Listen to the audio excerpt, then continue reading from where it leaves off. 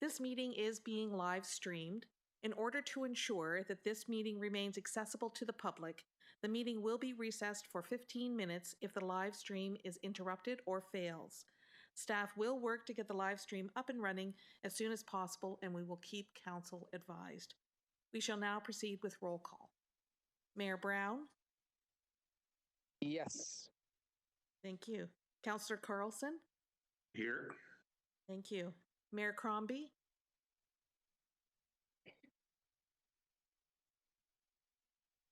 Mayor Crombie?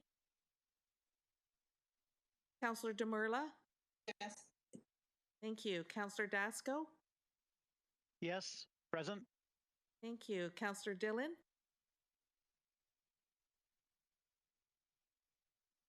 Councillor Dillon? Councillor Downey? Present.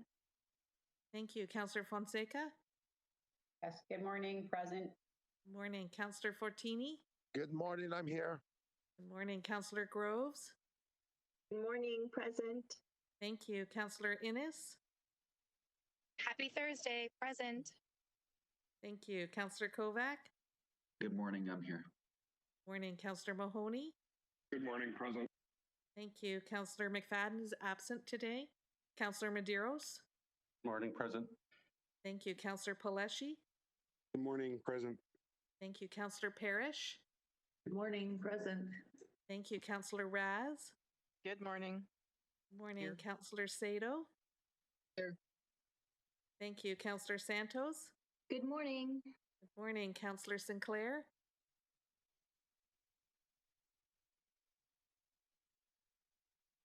Councillor Sinclair? Councillor Starr?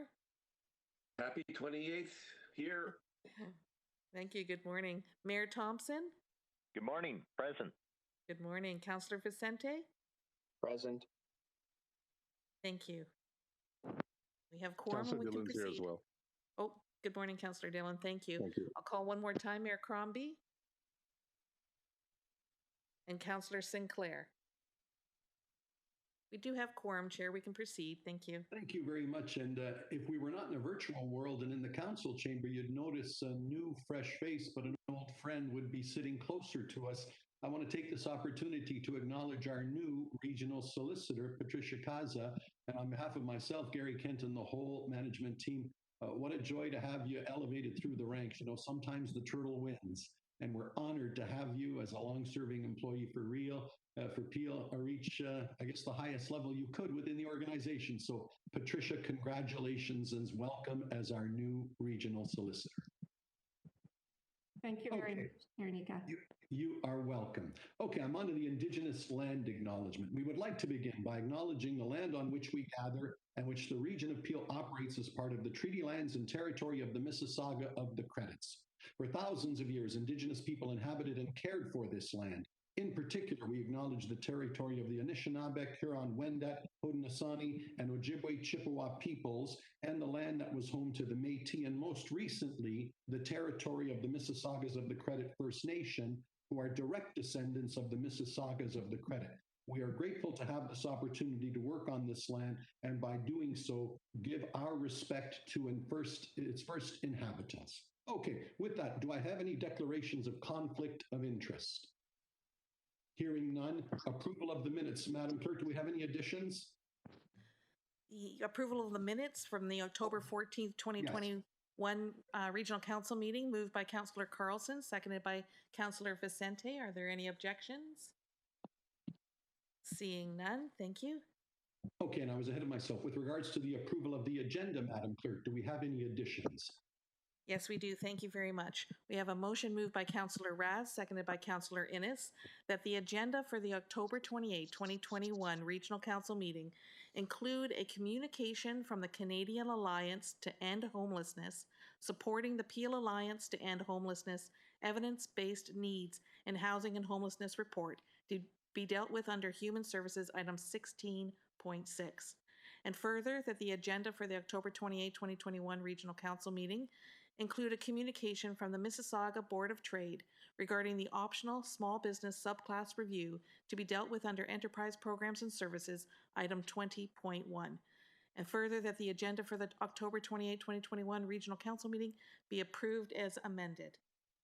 Madam Seeing Clerk, no if I could, just procedurally to make sure that we're following our formalities, may I suggest to my colleagues if I may do the following. I know our first delegation is our friends from the GTAA. 5 minutes might stretch into 7 or 10, so I hope you'll allow me and that delegation that leave. And secondly, items 7.2, 7.3, 7.6, and Delegate 7.7 are all speaking to the same issue. So I thought I would take them one after the other when I start on that file for the sake of continuity. So if I can give you that heads up as well, hoping you will include that in your approval of the agenda. Madam Clerk, over to you. Thank you. And with that caveat, are there any objections? Seeing none, carries. Thank you. Thank you all. Madam Clerk, for the consent agenda, over to you. Thank you very much. The items under number 7 are the delegations. Number 8.1 and 8.2 are presentations. So item 8.3, consent for 8.3. Thank you. 8.4, public health, resourcing public health services, COVID-19 vaccination, and the ongoing COVID-19 response. On consent, thank you. 10.1 and 10.2 are both presentations, so we'll move on to Could I ask to hold 8.4, please?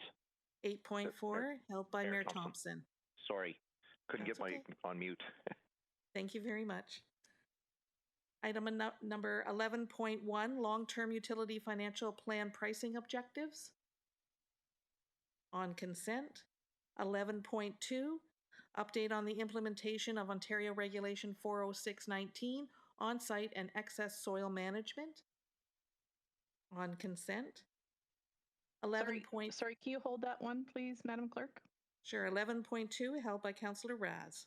Yes, please. And 11.3. Sorry, it's Councillor Santos. I wanted to hold 8.3. I'm so sorry about that. I should have, I missed it earlier. Okay, no problem. 8.3 held by Councillor Santos.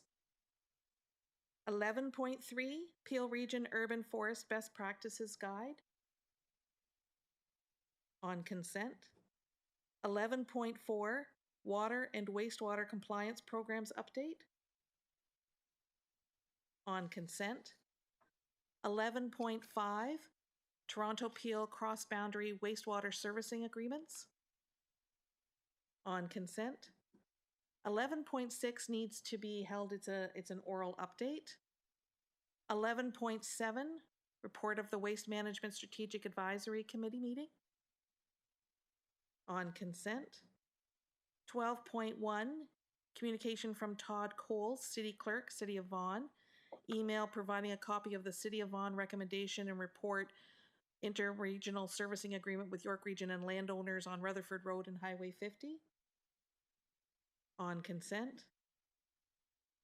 12.2, Terry Brenton, Legislative Coordinator, City of Brampton, providing a copy of the City of Brampton resolution regarding Embleton Road download. On consent. 12.3 will be held. It requires a nomination for the Ontario Goods Road Association. Item number 13.1, Community Safety and Wellbeing Plan Year 1 Seed Funding Update. On consent. 13.2, Paramedic Services Program Annual Update. On consent. 14.1, communication from Sylvia Jones, Solicitor General, regarding local community safety and well-being plans. On consent. Item number 15.1, housing subsidy update. On consent. 15.2, report of the Strategic Housing and Homelessness Committee. On consent. 16.1,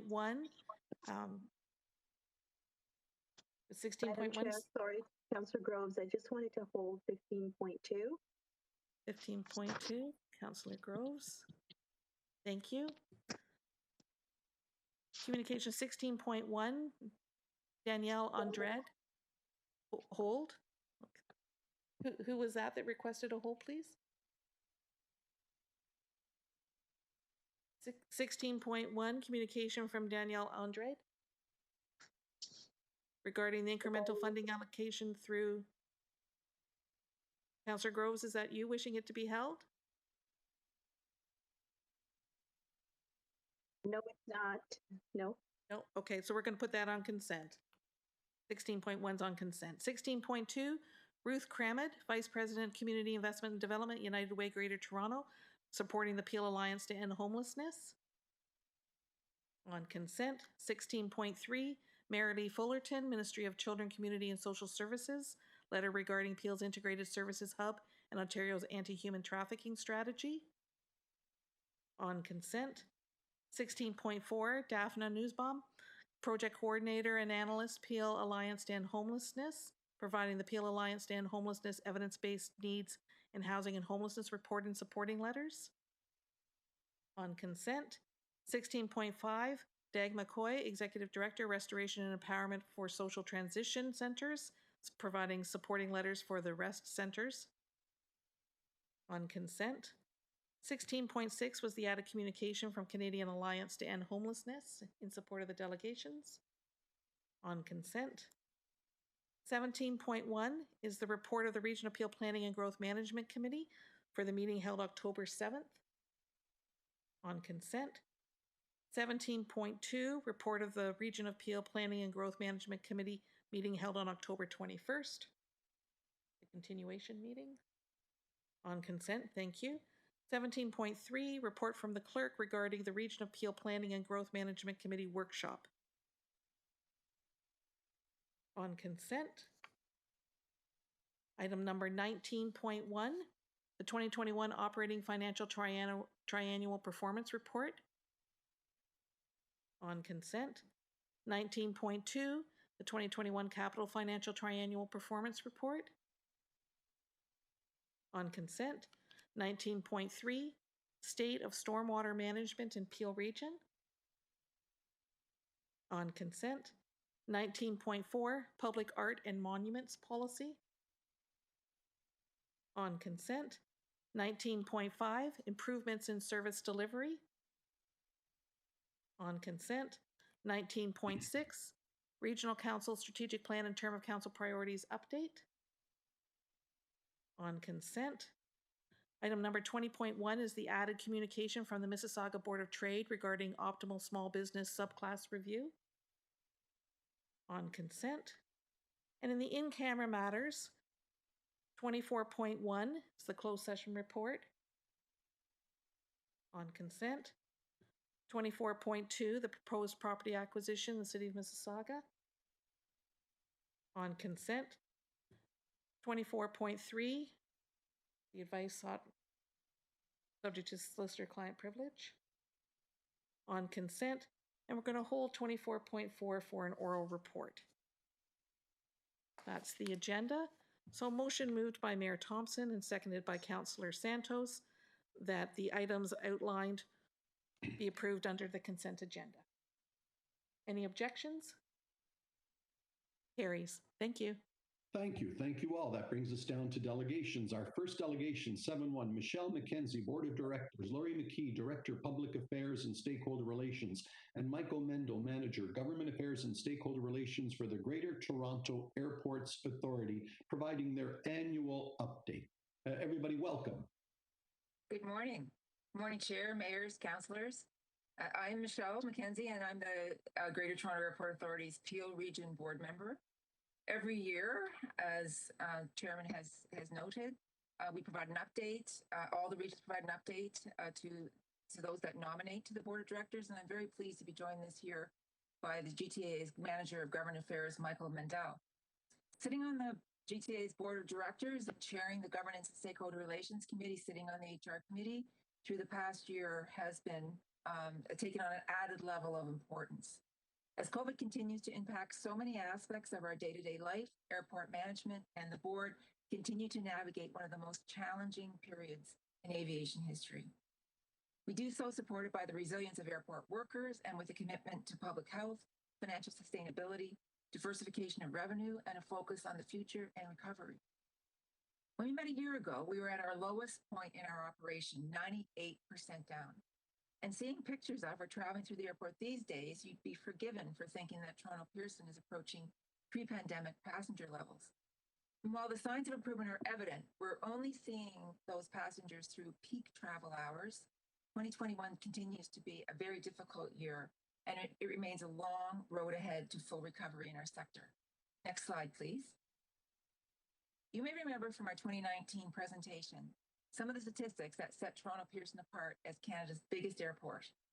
Pre-pandemic, there were 50,000 jobs at Toronto Pearson and a further 300,000 jobs in the airport employment zone, Canada's second largest employment zone, second only to downtown Toronto. This has obvious benefits for our region and the region surrounding the airport. Pre-pandemic, half of the airport's jobs, or 25,000, were occupied by residents of Peel.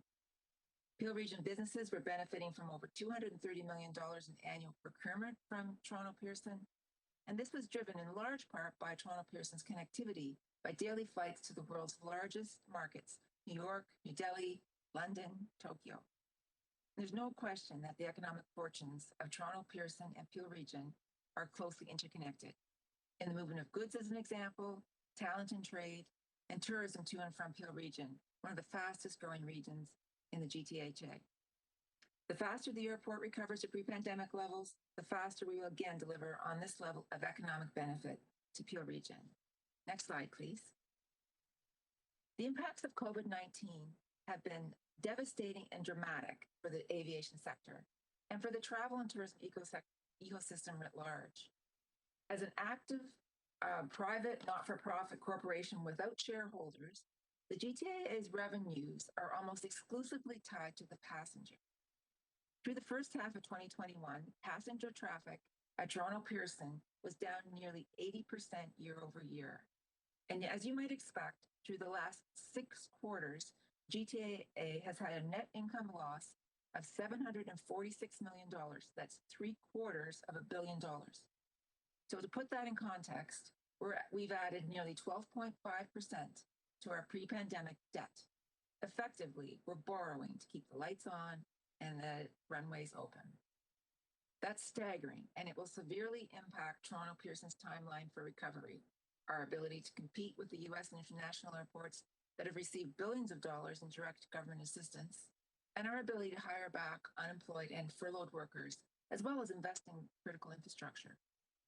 In the face of these financial challenges, the GTAA has significantly reduced its capital and operating expenses, reducing our workforce by 30% and consolidating terminal operations wherever possible. Next slide, please. If there's a bit of good news, it's that with our air carrier partners, we've stepped up to introduce new procedures for travelers and facilitated the movement of critical cargo, making sure medical supplies, food, and most recently vaccines get to where they're most needed. And all of this is thanks to Toronto Pearson's employees who have worked tirelessly and been on the front line since day one of the pandemic. Next slide, please. Building confidence in travel is critical. In June 2020, the GTA launched its Healthy Airport Commitment, which lays out our guiding principles based on global best practice to ensure Toronto Pearson is a healthy place to work and travel through. We've accelerated the introduction of no-touch, low-touch innovation, autonomous floor cleaners, UV light for disinfection, and made critical improvements to our air filtration systems. We work closely with industrial hygienists and the GTAA's Chief Medical Officer, Dr. Edward Wasser, to make sure our healthy airport experience is based on the latest science and evidence. I'm proud to say that Toronto Pearson has been awarded Best Hygiene Measures in North America by Airports Council International. Chair, mayors, councillor, I know many of you have taken the opportunity to travel through Toronto Pearson and see these measures firsthand, and I thank you for that. And with that, I'll hand it over to Michael to walk you through the remainder of the presentation. Next slide, please. Thank you, Michelle. I think Michelle's done an excellent job describing the COVID-19 impacts that Toronto Pearson is facing and how we've responded as an organization and as an airport. Building on our healthy airport experience, in June of this year, we created a travel information hub, which is now the landing page of our website, torontopearson.com. Passengers can find information about wait times, COVID-19 testing, travel requirements, and the measures in place to ensure passenger and employee safety. These include mandatory masks, limiting terminal access to only passengers and employees, and enhanced cleaning and air quality measures that Michelle just touched on. I should also say that on September 14th, we released a vaccination policy requiring all GTAA employees who aren't exempt under the Human Rights Code to attest to full vaccination status by October 31st of this year. And we're encouraging all airport employers to do the same. This aligns with federal direction on vaccinations. By November 30th, all airport employees and travelers must be vaccinated. Put simply, we've gone to great lengths to ensure Toronto Pearson is a safe and healthy place to travel through when folks are ready to travel again. Next slide, please. Thank you. We continue to keep an eye on how planned regional transit lines can connect to Toronto Pearson and provide better regional transit connectivity. We're pleased to see that a Toronto Pearson connection of the Eglinton Crosstown LRT continues to be a funding priority for all levels of government. There's obvious value to the GTA and to Peel Region in advancing airport transit connections, whether it be the Eglinton West LRT, a Kitchener GO connection, direct BRT connections from Brampton and Mississauga, and more direct 407 connectivity to Toronto Pearson. What we've heard consistently from our passengers and from residents in regions around the airport is that they're looking for a seamless travel experience across municipal boundaries and better connectivity to the airport and to the airport employment zone. Next slide, please. Although our community investment program was operating on a very limited budget this year, as you might expect, it had a notable impact, supporting Black and Indigenous-led organizations and helping thousands of diverse job seekers receive employment training and find new employment. This includes investments in several Peel organizations, such as Peel Workforce Development Group, Access Employment, Achieve, and others. Our community relations team also connected virtually with hundreds of Peel residents at 20 events across the region, including participation in the Malton Black Development Association's Making My Way Career Path program and Summer STEM Camp, a career fair at the Roberta Bondar Public School, and offering the Airport Explorers Club camp for kids in grades 3 to 8. We continue to hold regular noise management forums, including advanced political briefings for elected officials so that they can stay informed about what the airport is doing to address aircraft noise concerns, which will be particularly relevant as air traffic continues to return. Next slide, please. Building on the theme of good corporate citizenship and frankly, good business, we're increasingly focused on sustainable operations at Toronto Pearson. 10 years ago, Toronto Pearson committed to a 20% reduction in greenhouse gas emissions by 2020. As of the end of 2020, we'll have exceeded that target, having shrunk the airport's carbon footprint by nearly 70%. We continue to add electric shuttle buses, upgrade our existing electric car chargers. We're proud to have supported the Peel Region of Peel in its successful application as for a United Nations Regional Center of Expertise. In May 2021, the GTA launched its new environmental policy, which touches every part of our business and includes a commitment to net zero carbon emissions and waste from our terminal buildings by 2050. And in November of this year, we'll be supporting NAV Canada as they publicly consult on a new modern arrivals procedure, RNPAR, for Toronto Pearson's northernmost runway, allowing aircraft to fly more predictable routes, overfly less people, and reduce greenhouse gas emissions. Next slide, please. As you would expect, we're talking to every level of government about the measures needed to get Toronto Pearson back on solid financial footing and support recovery in the travel and tourism ecosystem. This includes working with the Canadian and US federal governments to ensure our customs operations at Toronto Pearson are properly resourced to meet the demand for travel and new health requirements at the border. To be competitive, we must minimize wait times for passengers and seamlessly integrate the systems necessary to verify a traveler's health credentials. Just as we've seen in the United States, we're looking for our government to invest in airport infrastructure to support Canada's competitiveness, including border modernization, COVID testing, and better regional transit connectivity to the airport. Now more than ever, we need to diversify our revenue streams at the airport Arrivals duty free, as an example, dual shop stores, retail cannabis come to mind, are files that government can help and that would meet the expectations of our passengers. Our passengers have told us time and time again that they expect to get to and through the airport quickly and have the many concession opportunities that are available at other international airports. Next slide, please. I mentioned recovery.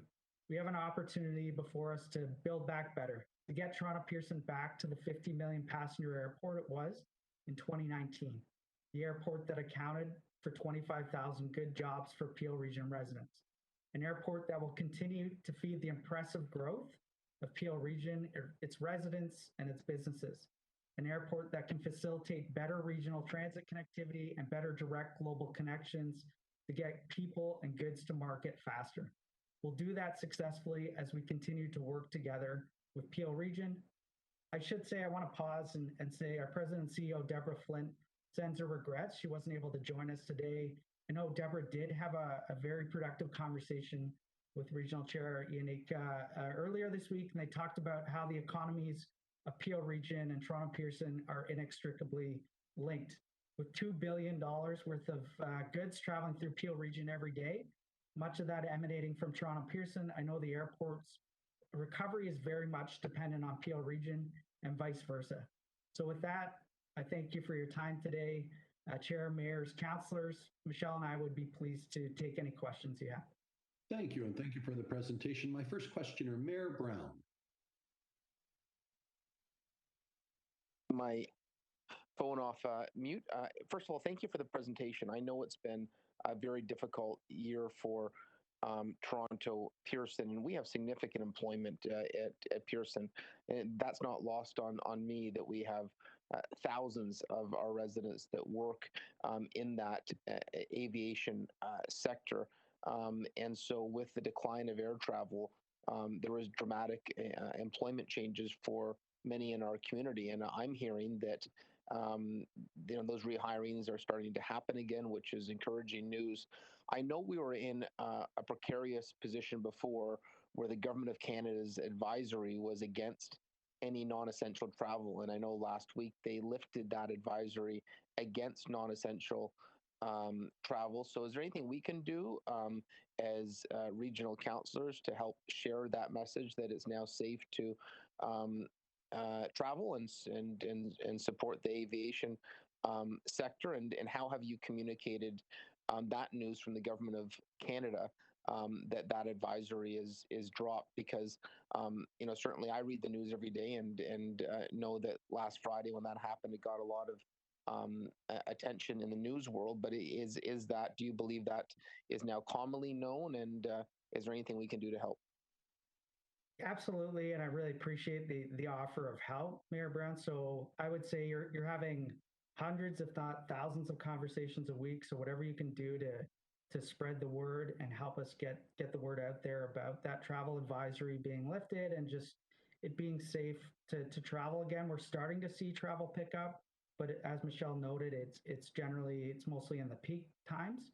So whatever you can do to share the information with your network within the city of Brampton and beyond, that's fantastic. Of course, we've shared across all of our available channels, whether that be social media, on our website, whatever channels we have available to us. But I think it's through repetition that people will get that message. So always looking for help. Thank you for jump in there too, if you don't mind, Michael. And thank you, Mayor, for that question. One thing that we're also doing is, and we've been waiting for this for a long time for travel demand to start to pick up, and we anticipate that if we can offer the best possible travel experience as people start to travel, they will start to share that experience as well. So we are ready at the airport for travel and making sure that people have the best possible experience. Thank you. Well, thank you for all the public health protocols you're taking. It sounds like you're setting a great example. That's no further questions from me, Chair. Thank you. Councillor Parrish. Councillor Parrish, if you're speaking, you're muted. No, I wasn't. I was trying to get unmuted. I want to thank both of you, Michelle and Michael, for your presentation today. When I say we share your pain, I think you know what I'm talking about with our decline in PILTs, but I really want to compliment you on keeping your community outreach programs going, particularly for some of the kids in Malton. You've done a really good job there. You don't get complaints from Malton at all on noise because I think they've always lived with the airport and it's been a good symbiotic relationship. A lot of the people in Malton work at the airport. So I just want to thank you for being good neighbors. Wish you the very best of luck because your improved commercials and I guess holiday travel, all the travel that as it improves is going to improve everything on the economy around the airport. And you're doing a really good job. I was in touch with Lori McKee quite a bit during all the early vaccinations, and she was working very hard to get all your employees vaccinated. So socially responsible, really good company, good neighbors, and I thank you very much. Perfect. It's so nice to hear you say that, and we'll share the feedback with the team. And I just want to share the thanks. I know we've been in touch with you as the airport's counselor, right? The airport's in your ward. Just want to say thanks and for your vocal and public support for the airport throughout the pandemic. You've been out there supporting the airport, so really appreciate that. Well, thank you very much. You guys are terrific. Thank you. And let me just round it out by saying thank you very much for your presentation. You've heard me say before, and I will say again, when I count my blessings at night, at the top of my list for the region of Peel is the fact that we are blessed with Canada's international airport. It's the rising tide that lifts all boats. As you say, we're in the business of moving goods, and so much of them focus in and around the airport. So thank you for that. But I tell you, a second blessing we have. What a marvelous conversation we did have earlier this week with Deborah Flint, and what a privilege to have her at the helm and the team that she has. Boy, the lights are on in somebody's home, and she's just so progressive and has a great understanding of the role she plays and the importance of the airport. So these are really, really good times ahead. So on behalf of the council, thank you very much to you. Convey our best to Ms. Flint, and carry on because better times are ahead. Thank you all. Madam Clerk, do I need receipt of the delegation? Yes, please, just receipt. Councillor Parrish? And seconded by Councillor Raz. Anybody in objection? That is carried again with thanks for your presentation. Okay, that brings me to item 7.2 and several that I've enunciated that we're going to deal with one after the other with regards to the housing file. But first up at 7.2 is Daphne Nussbaum, Program Coordinator and Analyst, and Amanda DeFalco, Independent Consultant, Peel Alliance to End Homelessness. Ladies, welcome, and you have 5 minutes. Good morning. My name is Daphne Nussbaum, and I am the project coordinator and analyst for the Peel Alliance to End Homelessness. PAH is a collaborative of agencies from across the region of Peel working together to end homelessness in our communities, wanting to ensure that homelessness is rare, brief, and non-recurring. I would like to thank you all for the opportunity to delegate to you today, and would like to commend you on all that you are doing to support your communities during this challenging time. The growing affordable housing crisis in Peel, along with COVID-19, has placed unprecedented pressures on the shelter system, with more individuals and families experiencing loss of income and housing. Occupancy levels and longer lengths of stays have created conditions for clients and staff that are challenging. While Region of Peel's housing services and community service providers continue to house and provide temporary accommodation to people off of the central housing waiting list, the pandemic is a wake-up call for the need for more deeply affordable housing in Peel. The region and PAH are partners in the development of a coordinated access system to better match individuals and families experiencing homelessness to services and housing based on their needs. Nearly 700 people, including adults and youth listed as actively homelessness, are on the region's by name list, need permanent and supportive housing. An increased investment is required to improve housing outcomes, especially for those who are experiencing homelessness. Today, we are asking you to increase in funding for needs-based housing subsidies, which is in support of Housing Services Request 15, item 15.1. We are also asking, and next slide, please, the region to create a more equitable system by allocating a percentage of housing subsidies as well as units from new affordable housing development to people experiencing homelessness. Specifically, an increased budget for housing subsidies that meet an affordable threshold for market housing, allot additional funding subsidies requested by housing services towards people experiencing homelessness on the region's by name list, and allocate a percentage of newly developed affordable housing units towards people experiencing homelessness on the region's by name list. To further illustrate the need, a study of evidence-based housing and homelessness needs conducted by PAEH in the winter-spring of 2021 illustrated a series of 13 recommendations and 55 key activities. Amanda DeFalco, the research consultant on the study, will now take you through some of the highlights. Thank you, Daphne. Next slide, please. The study used a comprehensive mixed methods approach that collected both local data and used national research and evidence. Next slide, please.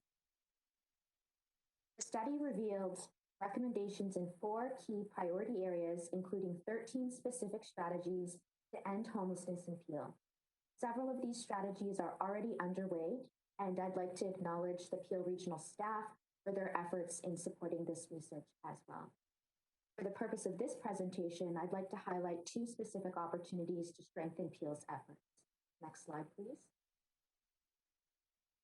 The first strategy that I'd like to highlight involves strengthening collaboration among local service providers and with the region specifically. The absence of an agreed upon collaborative model can lead to fragmented decision-making, misaligned goals, and competing priorities. It's recommended that the region work in partnership with the Peel Alliance to End Homelessness to develop guiding principles and formalize working relationships. One example might include creating a shared memorandum of understanding between the region and all of the service partners in the community working to serve people experiencing homelessness.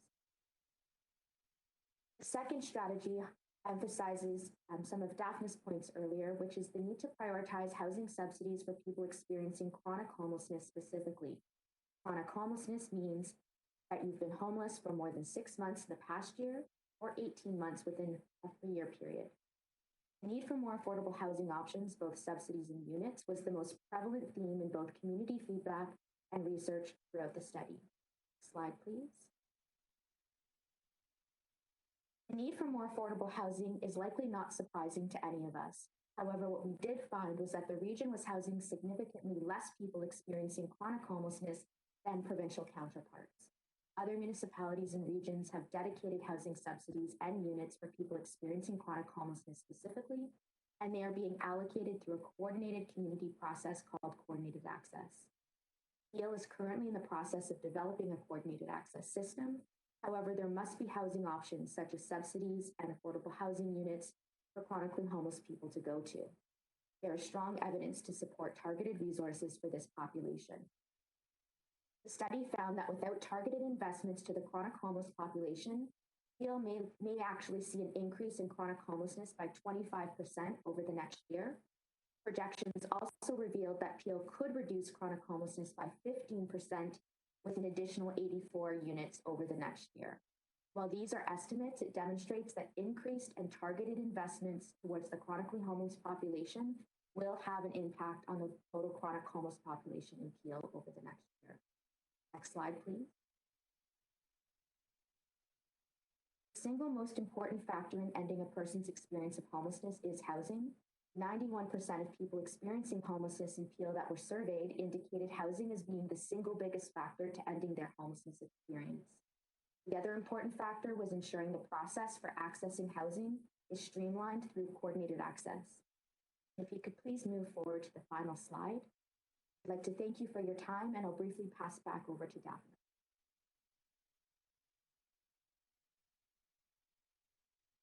You're muted.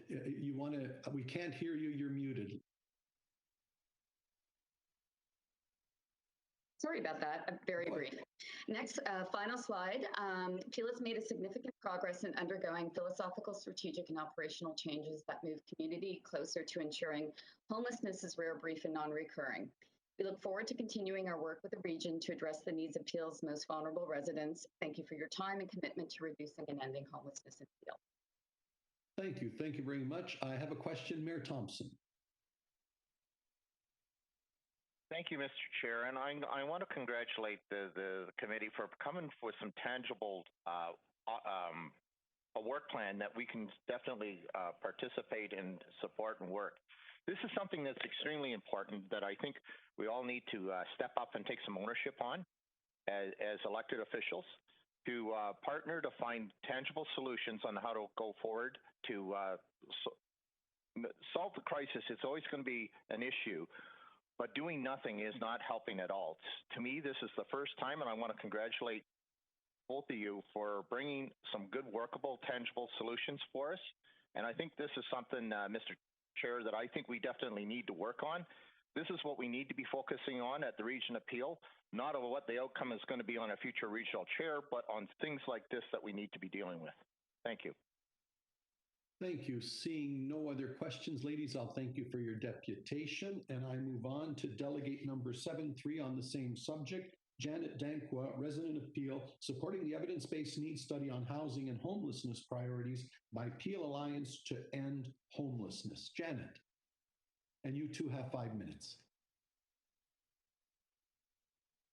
Hi, everyone. Hello, go ahead. Can you hear me? Yes, I can. Please proceed. All right, thank you so much. First, I want to say thank you. My name is Janet Danqua. I am a resident of Peel, supporting the evidence-based needs study on housing and homelessness priorities by the Peel Alliance to End Homelessness. Thank you for giving me this opportunity to speak here today. I also want to take this opportunity to thank all the council members, Region of Peel staff, and Peel Public Health for working with our homeless community with homeless vaccination. I really appreciate that, making sure our homeless community also get vaccine. Usually I will have a presentation or something really nice written down, but I want council members to hear from a resident of Peel who have experienced homelessness and still experiencing the fear of losing my apartment. So I would just give you basic of what I'm going through. And every morning before I get the strength to come speak with you, or before I get to do anything, I have to take this. This is one of them. This is the second one. This is the third one.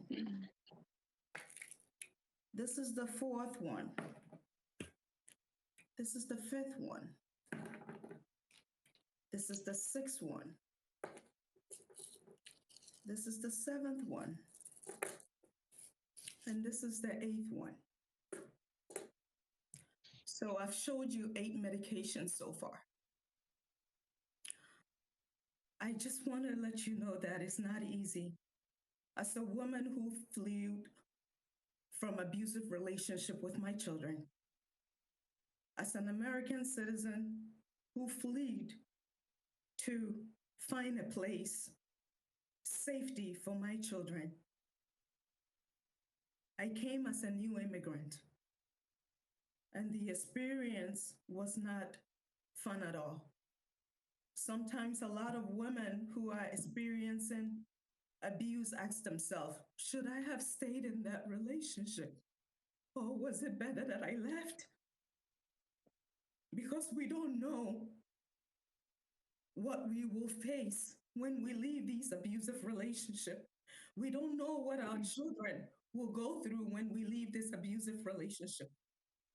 But we leave anyway because we are tired of not being protected. The system is not set up well sometimes. So I did. After I stayed in the shelter, I was let go. I stayed on the street. I stayed with friends. I couched on different beds. I stayed in motels. Finally, I was able to get a basement apartment with no kitchen. And all my Ontario work money was going to that basement apartment with no kitchen. During the winter, I have to go to somewhere else to cook and then bring it at home. In the midst of that, I was involved in a car accident. And that actually made my situation worse. As an immigrant, not having any OHIP card, not having any access to medical services. And as a woman who have experienced homelessness for at least 6 months or more, it became a problem. Just to let you know, my situation haven't changed since 2017. Every day I go to sleep, I'm worried about losing my apartment. And when I couldn't work because of my illness, eviction came through. And when I have to call Region of Peel eviction line, I was told I don't have an income. The question I have is, I don't have an income, that's why I'm calling. But the program is set up that in order for them to help you with eviction, you have to have an income. Sometimes people that actually experience using the system will tell you it's not easy. The system is set up, but there is so much political things behind it that you don't even get the help that you need. So right now, I might lose my apartment because I didn't have an income when I called them. I'm here to let you know I'm not the only one. There are so many other homeless people out there that are going through this right now, and winter is right at the corner. And they are experienced, they are on the street prostitution, God name it. The pandemic did not make it easy. I'm talking to you, I have to borrow somebody's laptop because Region of Peel told me that the technology program is on hold. So I'm talking to you, I have to go out there and borrow somebody's laptop so I can have a camera and a good access to talk to you. I'm talking to you right now, my phone and internet will be cutting off in November 5th. And I don't have money to pay for it. And I'm not going to prostitute to pay for it either. Enough of it is enough. There are so many women out there that are going through the same thing. The pandemic didn't make it easier on none of us. There are so many drug addiction going up and people dying on the street because there's no home for them to go to, and all they have is doing things on the street that's not healthy for any of us. I am pleading with everyone. As you heard from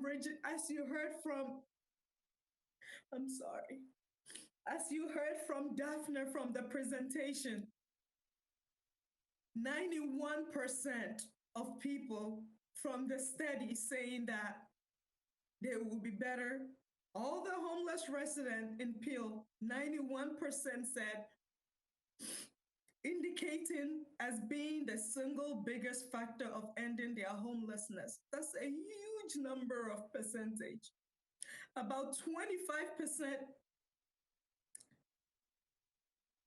next year, we might have an increase in chronic homeless, 25%. That's high number. I just want to thank you for this opportunity.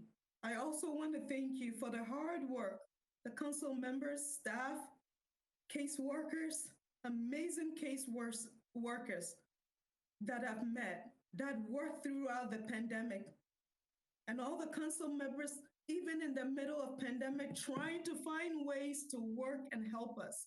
But we need more. We need more. We need more. We need more affordable housing. We need more better healthcare. Ontario work, we need more. Better Ontario work. The system is not working. Imagine somebody that's going through drug addict, anxiety, depression. They would not be able to be here today to speak. But I'm able to get that medications that I need. My accident caused me so much injury that I can't even take just any job.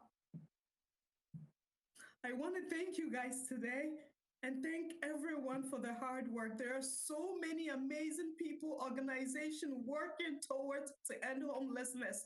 And I want the council members to know that.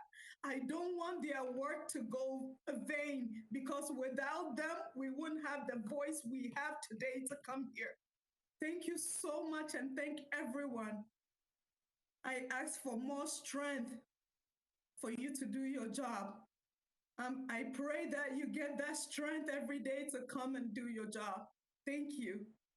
Thanks, everyone. Janet, thank you very much. I only hope we had the strength that you have and the courage that you've had to speak to us today. There are several questioners. If we can just ask you a couple of questions. My first questioner is Councillor Groves. Thank you, Mr. Chair. And Janet, thank you for finding the courage this morning.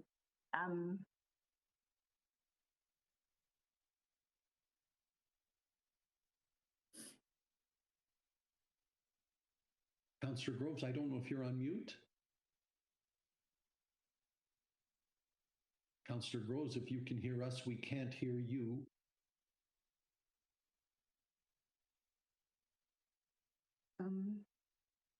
Councillor Groves, I think you're back. Can you hear me? I can, Mr. Chair. Go ahead. Sorry. I'm just going to get back on the board if you don't mind. Okay, very good. I'll come back to you. Councillor Demerla. Thank you, Chair. And Janet, I just don't have the words to express how powerful your presentation, your story is. And I feel ashamed that this is where we are at. And we have to do better. But I just want you to know, Janet, that you did such a great service to the hundreds and who knows, thousands of women across Canada who may be in your situation, forced by unfortunate circumstances. And in your case, it was clearly domestic violence that you were fleeing. So I am so sorry, so ashamed that I don't have something to give you to make your life better right away. I wish, I'm really just struggling, and I just want you to know that your story will be there with me for a long time. And I may not be able to help you this second, but I will definitely do whatever I can to help people like you, should I have that opportunity. So just stay with that. I was pleased to hear that your caseworkers are supportive and that you feel supported by them. That was very good, because I know they do a lot of hard work and sometimes not recognized enough. So thank you for recognizing that.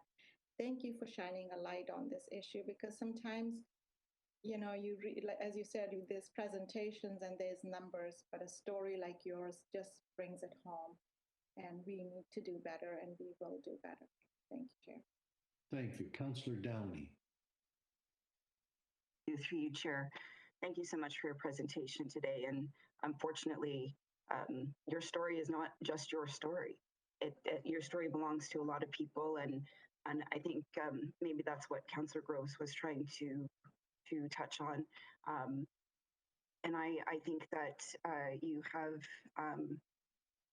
brought a lot of awareness to this table this morning. And I would like to ask that our Commissioner of Human Services comment in regards to system support and where we are at the Region of Peel in regards to supporting our community in this matter. Thank you, Councillor Downey. And through the chair, I am also very upset and concerned to hear this story from Ms. Danquois.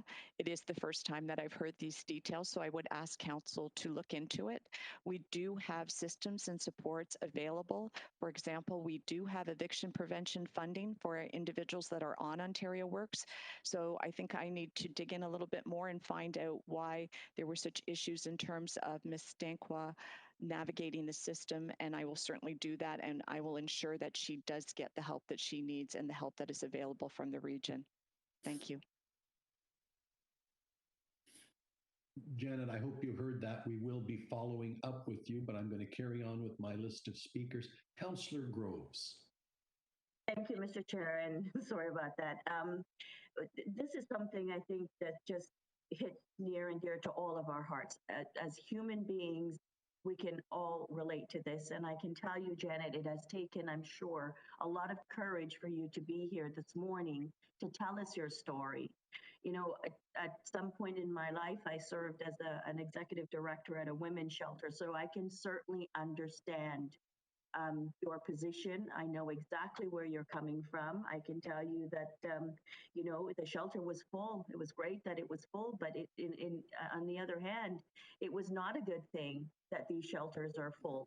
And we only had a limited capacity. And yes, sometimes we had to have families go.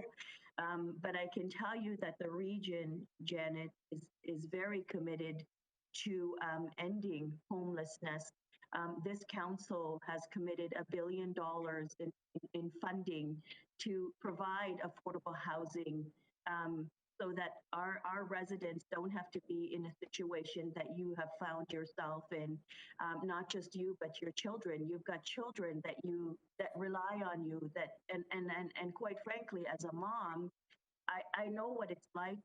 You know, our kids come first, and when if we're by ourselves, it's one thing, but when we have children that we need to provide a roof over their heads or food or whatever, it's very, very difficult. So, you know, it actually just makes me angry, and I will tell you, I sent an email to the Premier this morning just out of frustration exactly on this topic because, you know, we committed as regional council to this project. And we are very grateful for the funding that the federal government has given, but really we need our partners at the province to step up. I think it's enough talk. They've been talking about housing and homelessness and ending all of this, but I haven't seen the dollars. I haven't seen the dollars. I will tell you again, out of frustration, I decided to send the Premier an email, but of course I got an automatic response, the usual response that you get from the Premier's office. And quite frankly, Mr. Chair, and I know that I'm rambling, and I know that I'm ranting here, but it is when you see and you hear something like this, and coming from a real person having to take 8 different types of medication. Something is wrong, very, very wrong. We've been getting our paychecks. We've been carrying on. We've been doing all of what we've been doing throughout this pandemic. But you've got people like Janet, and how many more people that are out there in our region of Peel, this great region that we have. But again, Mr. Chair, we have been asking for our fair share of funding from the province of Ontario, and we have not received that. So I would like the Premier, and I certainly hope that somehow we can get Janet's story to the Premier's office to understand where the needs really are. Forget about all the other things that they're wasting money on, in my opinion, anyway. This is a human service. We can't afford to have these types of things happening in our own region. So, Janet, I want to thank you for coming in. I want to thank you for having the courage to tell us your story. It's not easy doing that. It's not easy coming here and expressing what you have this morning. And you have our commitment. And I can tell you that staff and council, we don't just talk. We've committed dollars. We've opened up some units, but I know it's not enough. We will continue to do everything that we can to build those 2,240 units that we've committed to by 2028. But again, Mr. Chair, we need the province to step up. We needed it 10 years ago. We needed it 20 years ago. This is not the time just to talk anymore. And Janet, you've opened up our eyes, and thank you again for coming in, and thank you, Mr. Chair. Thank you. Councillor Santos. Thank you, through you, Mr. Chair. Thank you, Janet, for having the courage to share your very personal story. which I'm sure echoes across the region for many other women experiencing and trying to find housing and shelter, leaving domestic intimate partner violence situations. There's a reason why the women on this council are speaking up. There's a reason why there is, you've touched us, because as women on this council, who are also many of us who are mothers, can't even imagine that struggle. It's a privilege for us to be sitting here, to be making these decisions, and at the same time we hear stories like yours and feel helpless sometimes.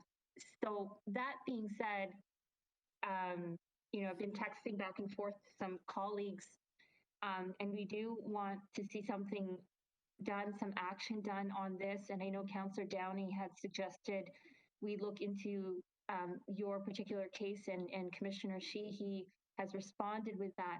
But in addition to that, I'm wondering, staff, because we're launching our campaign on family intimate partner violence next month. And in fact, there's a meeting happening now, which I was going to multitask on, regarding that campaign. Part of that campaign, I think, is about collecting data, collecting stories, etc. And I know that in our work with the various agencies, and Janet pointed it out, one of the things that prevent women from leaving is because it's too hard to navigate through the system.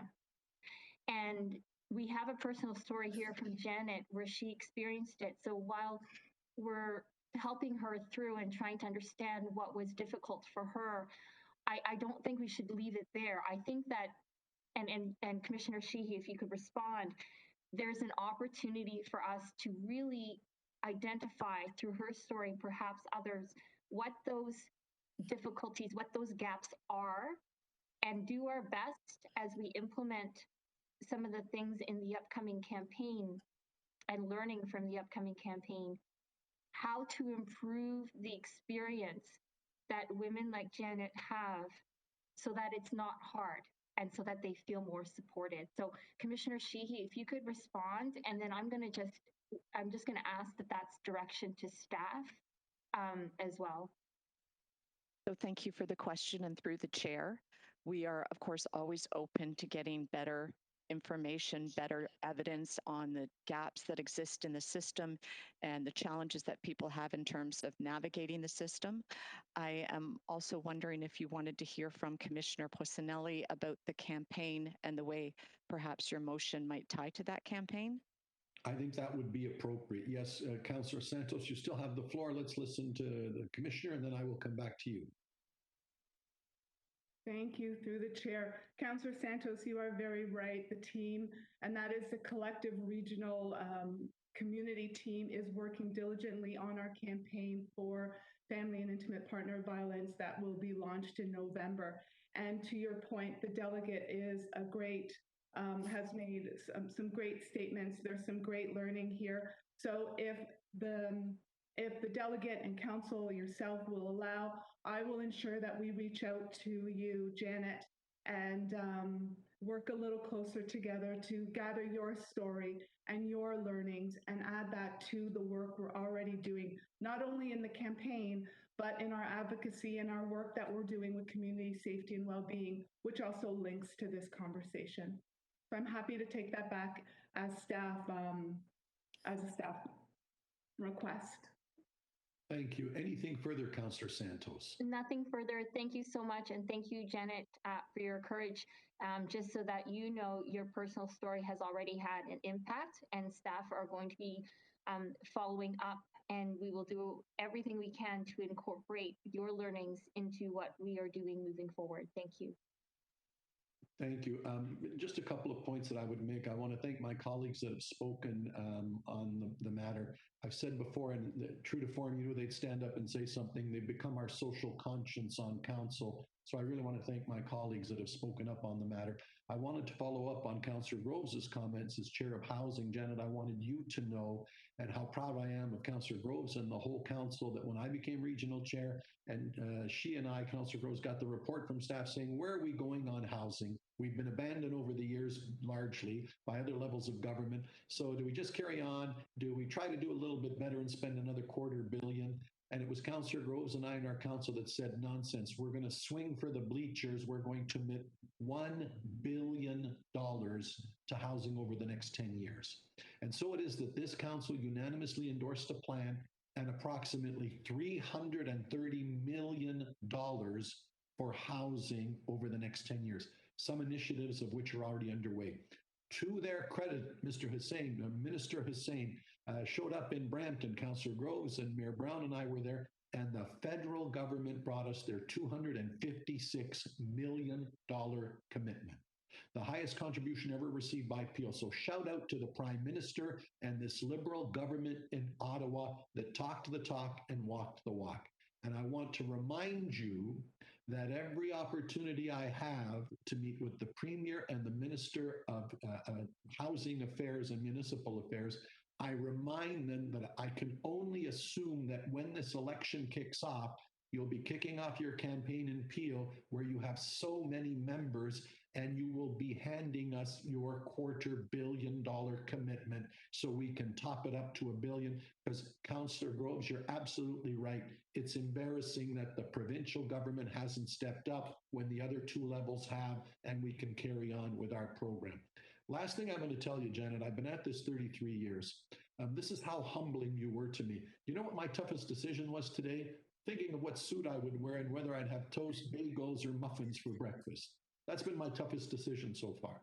Then I sit down and listen to a real human being like you. Then in the morning papers, of course, you may have all read it, food banks under the greatest stress they've ever been, and they think it's going to get 20% worse. So with thanks to you, that people like me every now and again get slapped in the head and say, do you understand what's going on out there? You have done that. And what resonated with me most, as did with so many on council, for a mother, the most sacred thing on the planet, the greatest thing God has given us, a mother, to decide, do I stick around and get abused so that my children are looked after, or do I move along? On what planet should a human being and a mother have to make that decision? We really should be collectively ashamed. And so we are really working at it, but we have to do more. And thank you for having the courage today to remind us of that. You've heard we'll be following up, and I think a lot of us will be taking a personal interest in the file. So we're hoping there's better days ahead for you. Thank you once again on behalf of Council for your presentation. On behalf of Councillor Santos and Councillor Groves, move receipt of the delegation. Any opposed? That is carried. Okay, we carry on the same file. I come to delegate number 7.6, Dagmar Koyi, Executive Director, Restoration and Empowerment for Social Transition, REST Centers, addressing the housing and the homelessness needs of Black youth in Peel, and that's related to items 7, 15, 1, and 16.5. Dagmar, you're up and you have 5 minutes, please. Thank you so much. I am still trying to regain my composure after hearing Janet's story. Good morning. I thank you for the opportunity to delegate to you and would like to commend you on all that you're doing to support the community during this challenges time. Thank you. So my name is Dagmar Koyi, and I'm the founder and executive director of Restoration and Empowerment for Social Transition Center. Slide 2. REST is a Black-led, Black-serving organization that is tasked with a mission to strategically invest in youth who are homeless and at risk of homelessness. Our aim is to launch them on a more positive path towards independence and self-sufficiency. Slide 3.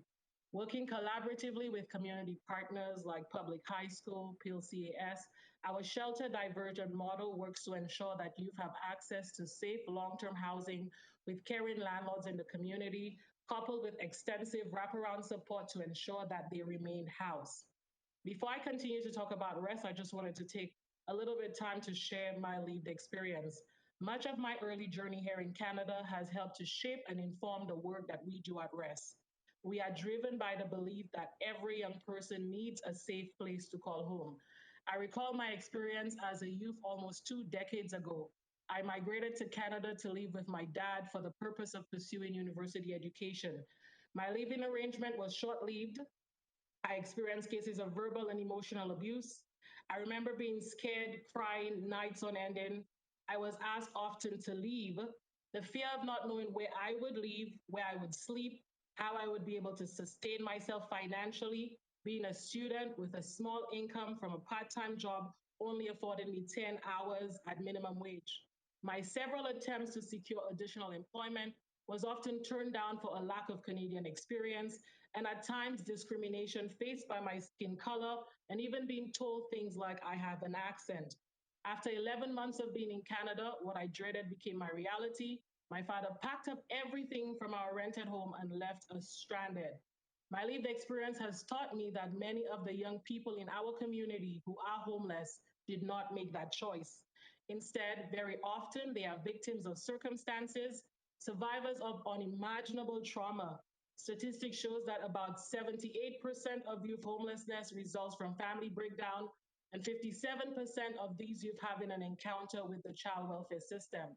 Slide 4. As a society, we must do more to ensure that youth homelessness is not only solved but prevented. At REST, our programs are designed to take our young people down a continuum of care while employing early intervention and prevention strategies to ensure that youth who are homeless or at risk have the supports that they need in order to launch them on a more positive path towards independence. Slide 5. We are currently running 2 programs in the region of Peel, the Bare Necessities Program, a bi-weekly grocery gift card program that tackles food insecurity and ensures that Black youth are not faced with the choice of paying their rent over eating. Slide number 6. Our Bridge of Hope program is our flagship program. It's an evidence-based host home model that enables REST to work with landlords within the community to provide safe and affordable spaces for young people. Through the program, landlords are trained and supported to continue to create optimal environments where youth can thrive. Slide 7. There are many benefits to this program. Young people have access to case workers and support workers who provide them with life skill training and development, capacity building to live independently, personal assistance such as budgeting, household management, self-care, learning how to cook. Young people are also provided with practical support such as rental subsidies to ensure that they continue to remain housed. If you could jump to slide 11. The numbers here would clearly demonstrate that this program has a 41% saving cost to the region, an alternative to the shelter model. I think it's an estimated $1,932 to keep a young person in the shelter monthly. With the Bridge of Hope program, it's an estimated cost of $792. In the last month, we have successfully housed 2 16-year-old females from our region. With the support of our social workers, we are committed to providing continuing supports to ensure that these young ladies continue to through their education, as well as have the opportunity to achieve their full potential. I don't have much time to go in depth of the stories behind why those 2 young females found themselves homeless, but I want to share the fact that through the programs, our young people are thriving and being successful. 7 young people who came into our program this year started their GED in September. We are also not just providing services to our youth, but we are providing hope. Many of our clients, they lack adult guidance and report finding safety with our staff due to our cultural informed approach. Through our supports, Black youth have been able to continue to pursue their dreams of becoming medical doctors, social workers, lawyers. Some move into trades, and the list continues. I am glad that one of our young people are here today to share her own story, and the rest of the slides inform us on some of the impact that our program has had on some other young people who are not able to share their stories today. So I'm standing before you today, and I'm coming to ask the region to continue to assist us as the only Black serving agency in the region addressing youth homelessness.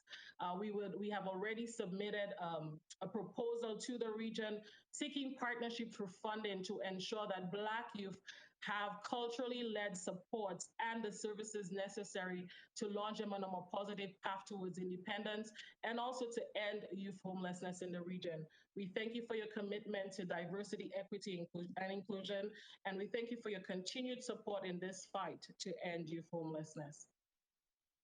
Dagmar, thank you very much for your presentation. Commissioner Sheehy, you have a thought on the program, please. Thank you, and through you Chair. I just wanted to give a little bit of context as to the regional relationship with this organization. So we are very enthusiastic about REST and the service delivery model that they are pursuing. We have provided them with community investment funding of $25,000 and Reaching Home funding of just over $200,000 for their Bridge to Hope program. And as stated, we have received a formal request for funding proposal from the group. At this time, we're not evaluating it formally. Our working relationship is relatively new, so we would like to ensure that we're getting the outcomes that we're funding for. And also, we don't have a source of federal or provincial funding. So that is the status at this time. Thank you. Thank you. So a work in progress with thanks. Dagmar, I want to thank you for your presentation. One other point I would make, and the council colleagues are aware, and I want the public to be aware, and Dagmar, I want you make a great point about youth, Black homelessness, and the BIPOC community. You may not be aware that this council just recently, last month, along with our friends in the Black North Initiative, committed $2.5 million for another challenge for the Black community trying to get the little bit of equity that they need to buy their first home. So they may have a decent job, but they haven't got the money in the bank or the equity to put a down payment on the home. This council last month committed $2.5 million, 50 slices of $50,000, so that we can say, here's your starter funding, go find that starter home, here's the equity you need to get started. So another initiative, different part of the marketplace where they have a job, decent job, but they'll never have the down payment for a home, and at least we get them started. So I wanted to make you and the public aware of that, and another great initiative on the part of this council. With that, again, Councillor Santos and Councillor Groves, if you could move receipt of the delegate. Any opposed? That is carried. And now, as mentioned, we have another individual, delegation 7.7, Maya Danielle Murray, a resident of Peel, who wants to give us a lived experience perspective regarding youth homelessness in Peel. Maya, welcome. Thank you very much, Mr. Chair, and through you to the distinguished council. My name, as you've said, is Maya Murray. I am a 20-year-old Black Canadian student affiliated with Peel Children's Aid Society and have been since the age of 2. But in April of 2021, this year, I was referred to the Restoration and Empowerment for Social Transition, REST. When I started my housing search back in December of 2020, actually, I struggled immensely to be taken seriously by both independent landlords and by representing brokers. My age told landlords that I was too young or immature to live on my own, to respect their property, and to have accumulated adequate savings and to manage my own expenses. My skin color told landlords that I was unintelligent and could be taken advantage of. But something peculiar I noticed was that my gender identity as a cisgender woman actually made my experience easier, because from what brokers have told me, landlords are more trusting of young women than they are of, quote, young, violent, irresponsible men, end quote. Beyond my intersecting identities, the expectations to produce pay stubs, credit checks, and previous landlord references all discriminate against young, marginalized, and first-time renters in this region. Never was I judged by the content of my character, and never was I judged or considered for my need to become independent. When Children's Aid Society referred me to REST, I found great comfort in the unique services that they provide to youth in Peel. REST has personally helped me with financial planning and literacy, cooking, life skills assessment and development, rebuilding relationships damaged by trauma in my life, career and education planning, rent subsidy, funding for the bare essentials, so food, water, and hygiene. That's quite a long list. REST support has helped me with my housing and personal needs and has made school and work much more manageable. The organization has truly served and continues to serve a vital demographic in our community and alleviates a lot of stress among vulnerable youth. Through REST, I, as a youth myself, have also been able to give back to the community with their support. I'm a member of REST Youth Council, which comes together to plan events and youth gatherings within the organization. And I also host REST's new podcast, Homelessness in Hiding, Our Youth Between the Cracks, where I interview REST organizational actors, as well as youth impacted by homelessness in Peel, to raise awareness about this issue to the general public. So again, through you, Mr. Chair, to the distinguished council, I ask that you consider the benefits of an organization like REST serving the community of Peel on a wider scale and heed my testimony as a young Black life forever changed by their support. Thank you for your time and your consideration. Well, Maya, thank you very much. I don't think they could have a finer ambassador. I don't have any questioners on the list. What are you studying? What did you study? What are you working towards? I am studying, sorry, lost my train of thought for a second. But yes, I attend the University of Toronto, Mississauga. I study English, professional writing, and sociology with hopes of becoming a high school teacher. Yeah, I think you'll become whatever you want. What a great pleasure to have you here, and what a great ambassador for the cause. If I could again have Councillor Fonseca and Councillor Groves move receipt of the delegation. Thank you very much for your presentation today. Okay, boy, where do you go from there? All right, moving on. We're on to now the regular delegations, continuing on new subjects. Delegation 7.4, Darius Zemla, owner of Vibe Fitness, regarding a high water bill. Darius, are you here, please? And you have 5 minutes.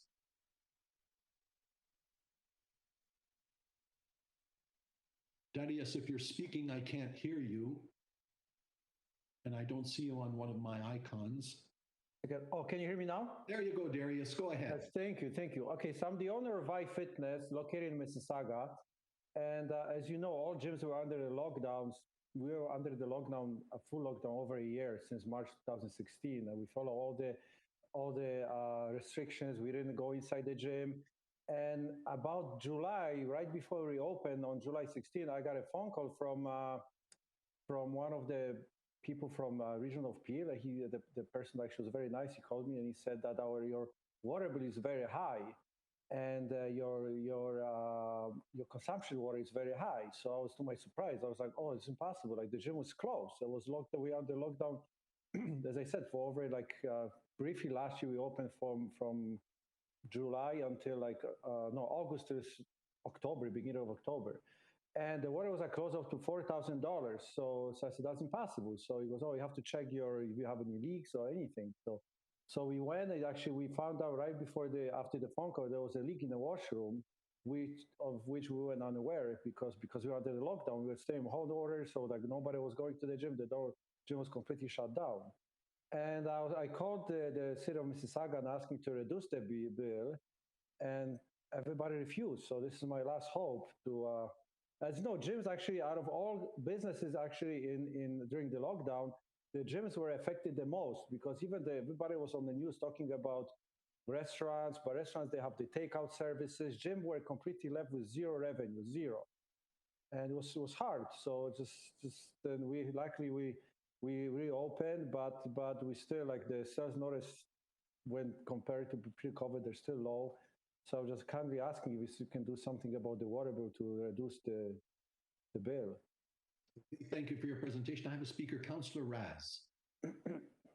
Thank you very much, Mr. Chair, and thank you for coming today, Darius. I believe you're in my ward. It's the Truscott Plaza that you're in. Yes. Thank you for coming today. It's very unfortunate. I mean, if you're not at work, how can you check whether or not all your systems are working all the time? Exactly. Plus, it's hard to get it's hard to get anybody to fix it. You've had your chance to speak. It's time. Okay. Thank you. That's okay. We're having a conversation. I would just ask staff if maybe they can try to work out an amenable solution to Darius's issue for the gym. I mean, it's awful because they have been one of the hardest hit industries throughout COVID, and I'm happy to be part of that meeting to see what we can do to minimize the pain. So with that, Mr. Chair, I will refer it back to staff, and happy to help in any way that I can. Thank you. Thank you very much. That is quite helpful. Councillor Sato, question. Yes, thank you, Mr. Chair. Could staff just remind me, we had a report a couple of months ago after we had heard some very similar stories, but from residents. And we had a recommendation from staff that I believe we passed unanimously. I know we passed it, that staff were given the authority to work out repayment options, but that we were not reducing or removing fees from overly high water consumption bills. So I wonder if staff could confirm that.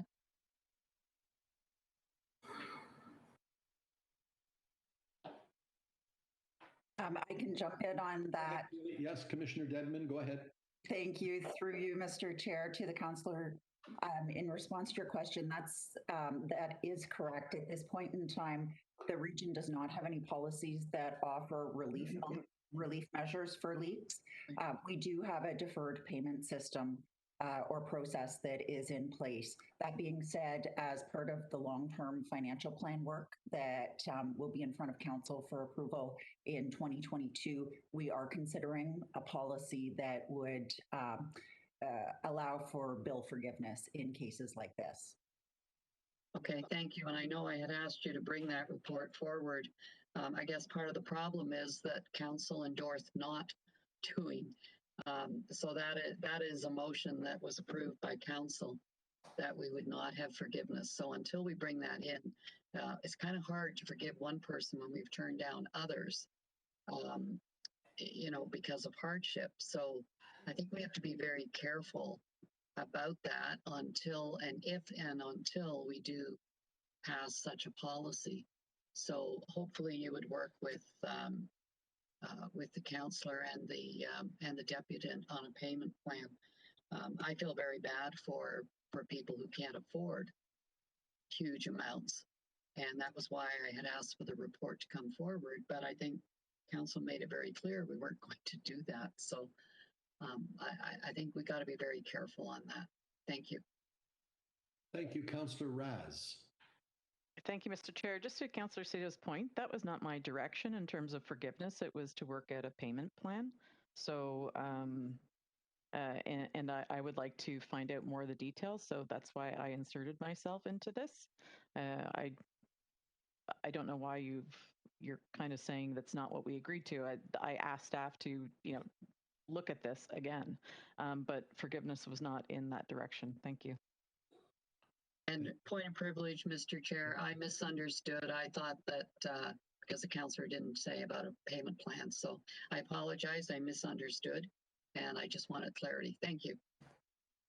Thank you. If there's no other speakers, the only other thing that I would add is very tough issue. It's always been, but just my colleagues are aware, the public needs to be aware. Sometimes it's a residence or a small business, a few $1,000s. Sometimes it's another business that may owe us over $1 million, like something that the chair is working on as we speak. Not as simple as it seems to find a uniform policy that's fair to everybody. But certainly I appreciate the council for having it go back and see if some sort of a payment plan can be worked out. Councillor Ras, we will take that as your direction to staff, seconded by Councillor Sato, as well as receipt of the delegate. Any opposed? That is carried. Councillor Raz, with thanks to you, and Darius, with thanks for your delegation. Okay, that brings me to item 7.5, our last delegate, Mohammed Amir, who is a resident of Peel, and it simply says regarding the COVID-19 mainstream narrative. Mohammed, you have 5 minutes. Good morning, everyone. My name is Mohammed Amir. I'm a homeopath from Mississauga. Today, I'd like to share some information both as a medical practitioner as well as a concerned citizen. Lately, there has been a heavy push for COVID vaccines. Many people took it because they trusted the authorities. Some took it as a duty to protect those around them. Some took it out of fear, and many had to take it in order to keep their jobs. And this is problematic in many, many ways. First, let's see how deadly COVID really is. Millions of farmers have been protesting since last year throughout India. Thousands upon thousands have been eating and sleeping together on the streets. No social distancing or masks, yet no outbreak of COVID has been reported at the farmers' protest. Those aged 70 and above have a survival rate of about 95%, which is expected in that age group due to waning immunity as a result of natural aging and other pre-existing conditions. Children aged 17 and under have almost zero risk of dying from COVID.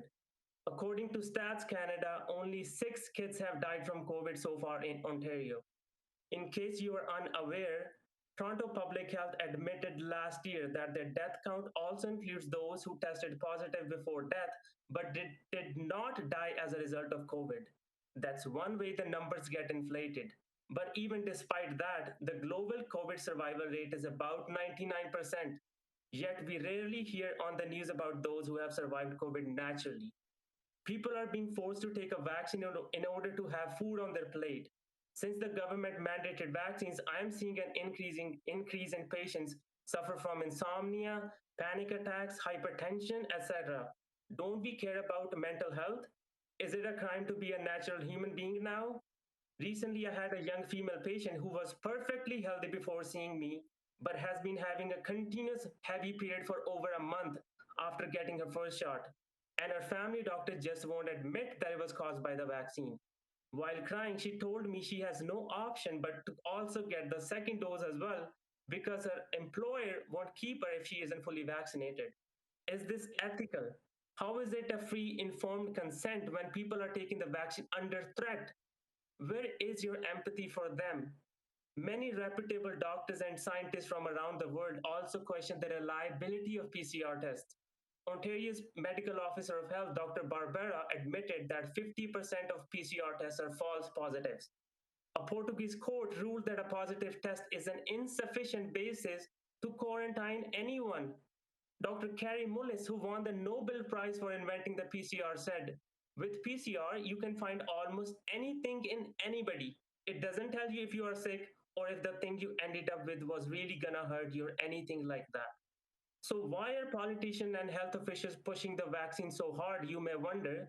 Well, follow the money. Doug Ford's campaign manager, Corey Taniecki, is the CEO and co founder of a lobbying firm that represents AstraZeneca, Pfizer, and over 100 other biotech corporations. Ford's net worth in 2019 was $3 million and today is $50 million. Toronto's medical officer of health, Dr. Eileen De Villa, who imposed the strictest lockdowns in North America, is married to a doctor who has questionable links to big pharma. He listed Pfizer and AstraZeneca among his financial interests at an online medical panel discussion last year. These are clear conflicts of interests. While the poor and middle class continue to suffer due to the government's COVID measures, COVID vaccine profits have created 9 new billionaires. See, getting rich is not the problem. The question is whether you earned honestly and ethically or by deceit and corruption. Undercover journalists from Project Veritas recently released videos exposing scientists from vaccine companies and federal doctors. I'd quote some points that you may find shocking. This is from a senior Pfizer scientist caught on video. I feel like I work for an evil corporation because it comes down to profits in the end. Basically, our organization is run on COVID money now. Multiple companies were given a crap ton of money to produce vaccines and they're pushing them. You don't talk about anything that can possibly implicate you or Big Pharma. They're trying to get their numbers. Regarding mandatory vaccines, he admits, quote, no one has a right to ask if you have been vaccinated or not. It's an invasion of privacy and violation of HIPAA. He also admits that natural immunity is better and lasts longer than the vaccine. And here's what a J&J scientist had to say. The only way people act and comply if it impacts their pockets. If you can't work, I feel like that's punishment enough. You have just got to keep doing things like that to where it's almost like you're a second grade citizen. You can't do anything that a normal citizen can do. And that's exactly how we are treating the unvaccinated. Mohammed, you have about 1 minute to wrap it up. You and other governments are supporting a two-tiered system, and it's absolutely not justified. Why are doctors not encouraging you to get adequate sunshine, sleep, exercise, having optimal weight, eating healthy organic diet, etc., all of which are fundamental in maintaining a robust immunity and overall health? Why are traditional natural therapies like naturopathy, Ayurveda, acupuncture, homeopathy being completely ignored and vaccine is pushed as the only solution?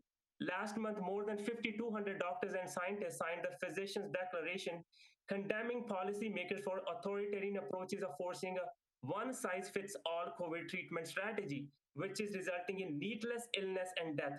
They declared COVID protocols to be crimes against humanity. Why are we not having open debate with these thousands of doctors? Why are they being censored when they are also experts? Medical errors are third leading cause of death in US. It's high time we start using critical thinking and start asking questions. Thank you. Thank you very much. I have questions. Councillor Demerla. Thank you, Chair, and thank you, Mohammed, for your presentation. I was somewhat surprised and disappointed that you would, as an example, say that in India, COVID is not a problem. And I know you used a particular example of farmers' protests, but I think if you were following the news, actually, India ended up with an extremely bad case of COVID across the nation. So I think it's really important, and this is where things get muddy because, if we are going to argue this on the merits, but to paint a picture that may not be entirely accurate. I mean, India actually did end up with a very bad pandemic in the end. So let's not muddy the water and say things like, oh, they had the farmers' protests and nobody caught COVID, because clearly a lot of people caught COVID from a lot of mass congregations. So, and I think you said you're a health professional, so I just wanted to say that. Thank you. Thank you very much. With that, I have no other questioners. Councillor Demerla, you're moving receipt of the delegation. Anybody opposed? That is carried. Mohammed, thank you for your presentation. Okay, with that, that concludes our delegations, and appropriately, we're on to item 8.1, the presentation from Dr. Lawrence Lowe, updating the region on Peel's response to COVID-19. Dr. Lowe. Thank you, Mr. Chair and members of Regional Council. I'm happy to provide this update on our COVID-19 response. Overall, in the region of Peel, case and hospitalization numbers remain steady, however, with localized fluctuations within certain pockets of the community that remains susceptible. There are concerning data signals such as increased outbreaks, lower vaccine uptake, and increasing hospitalizations in particular from South Central and East Mississauga. These areas have already been and will continue to be the focus of targeted, tailored approaches to support this community, ensuring that COVID-19 vaccinations and protection are delivered. COVID-19 continues to find individuals who are unvaccinated or vaccinated with underlying health conditions. It's for this reason that we must also remain vigilant with public health measures as the province gradually reopens, as capacity limits are lifted, and as indoor interactions increase.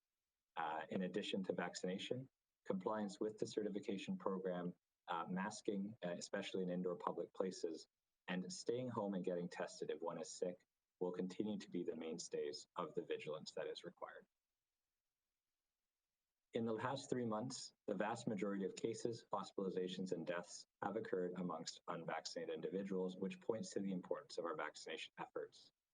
As of October 25th, 2021, 88.3% of eligible Peel residents have received their first dose, and 83.5% have received 2 doses.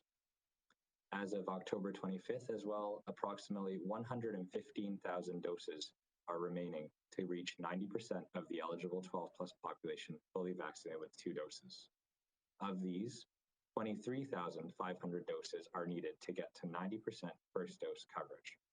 And with current outreach activities, we are hoping that we will be able to meet this first dose target and provide that initial protection to our community by mid-November. Pending Health Canada approval and adequate federal and provincial supply, Peel's clinics, together with other system partners, are ready to accommodate expanded eligibility for 3rd doses, vaccination for 5 to 11-year-olds, while also continuing our last mile areas activities in priority areas and subpopulations where there is lower vaccine uptake. There are 120,000 children aged 5 to 11 living in Peel, and already we have booked more than 100 school-based vaccine clinics before the end of the year, which will provide families with a familiar and comfortable option to access vaccine in their community. More details are being finalized to be released to Council soon and also publicly.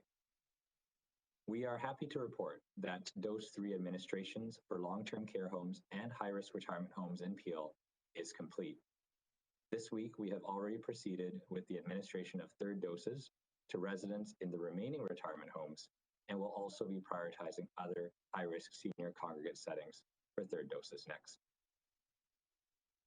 As mentioned in previous communications to Council, the province released on October 22nd a plan to safely reopen Ontario and manage COVID-19 for the long term, detailing a gradual approach to lifting public health and workplace safety measures by March 2022.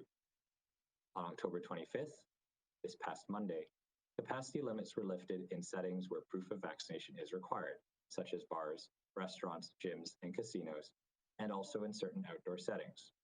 The next milestone, planned for November 15th, 2021, will see capacity limits lifted in other high-risk settings where proof of vaccination is required, including food or drink establishments with dance facilities.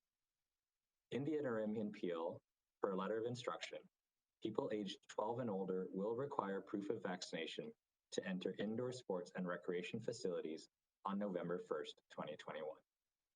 In addition, federal and provincial measures will soon require proof of vaccination for individuals to travel by certain modes of transportation and to enter long-term care settings in Ontario.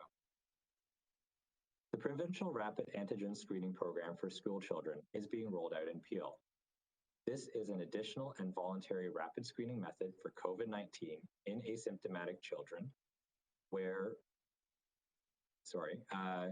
in asymptomatic children in school and childcare settings where the risk of infection is high. In Peel, we are using this as an additional measure in schools with identified outbreaks or where multiple cohorts have been impacted and where PCR on-site testing cannot be swiftly arranged through Ontario Health. Regarding upcoming festivities, public communication is already in place to promote safe practices. This includes reminders to practice a safe Halloween this weekend by trick-or-treating outdoors as much as possible, avoiding overcrowding doorsteps, incorporating face masks as much as possible into costumes for children, and also to remind everyone who may be having private gatherings, as particularly our youth and young adults, to ensure that they are staying with precautions and not attending parties if they are sick. We are making significant progress together at this stage of the pandemic, and I want to thank you, Mr. Chair and Council, for doing all that you do to keep our community safe as possible. As you'll also see today in the public health report presented around resourcing public health services, COVID-19 vaccination, and the ongoing COVID-19 response, we continue to require ongoing funding to support the transition, reopening, and recovery of public health programs and services, while also maintaining an adequate COVID-19 response and vaccination efforts. It's important to note that while COVID-19 work will likely become part of programming within public health in the future, at this time, the pandemic is ongoing and we do continue in emergency response. As adults continue to get the vaccine and children become eligible for them, however, there is brighter and more hope that our community will be able to return to normal. Thank you, and I'll pass it back to you, Mr. Chair. Thank you. For questions, Councillor Sato. Thank you, Mr. Chair, and thank you, Dr. Lowe, as always. And I hope the gentleman who was on earlier was listening to you and learning the facts. Once again, thank you to what you and your staff have been doing. A couple of questions with regard to some of the provincial announcements and comments over the last week or so. It seems the province seems to know exactly when the pandemic is going to end to the day. And that has raised a lot of skepticism when they gave the date of January, something vaccines would no longer, or vaccination proof would no longer be required. Frankly, I don't think it was a very smart thing for them to do. And it has had repercussions with, apparently, with people saying, well, I'm just going to wait.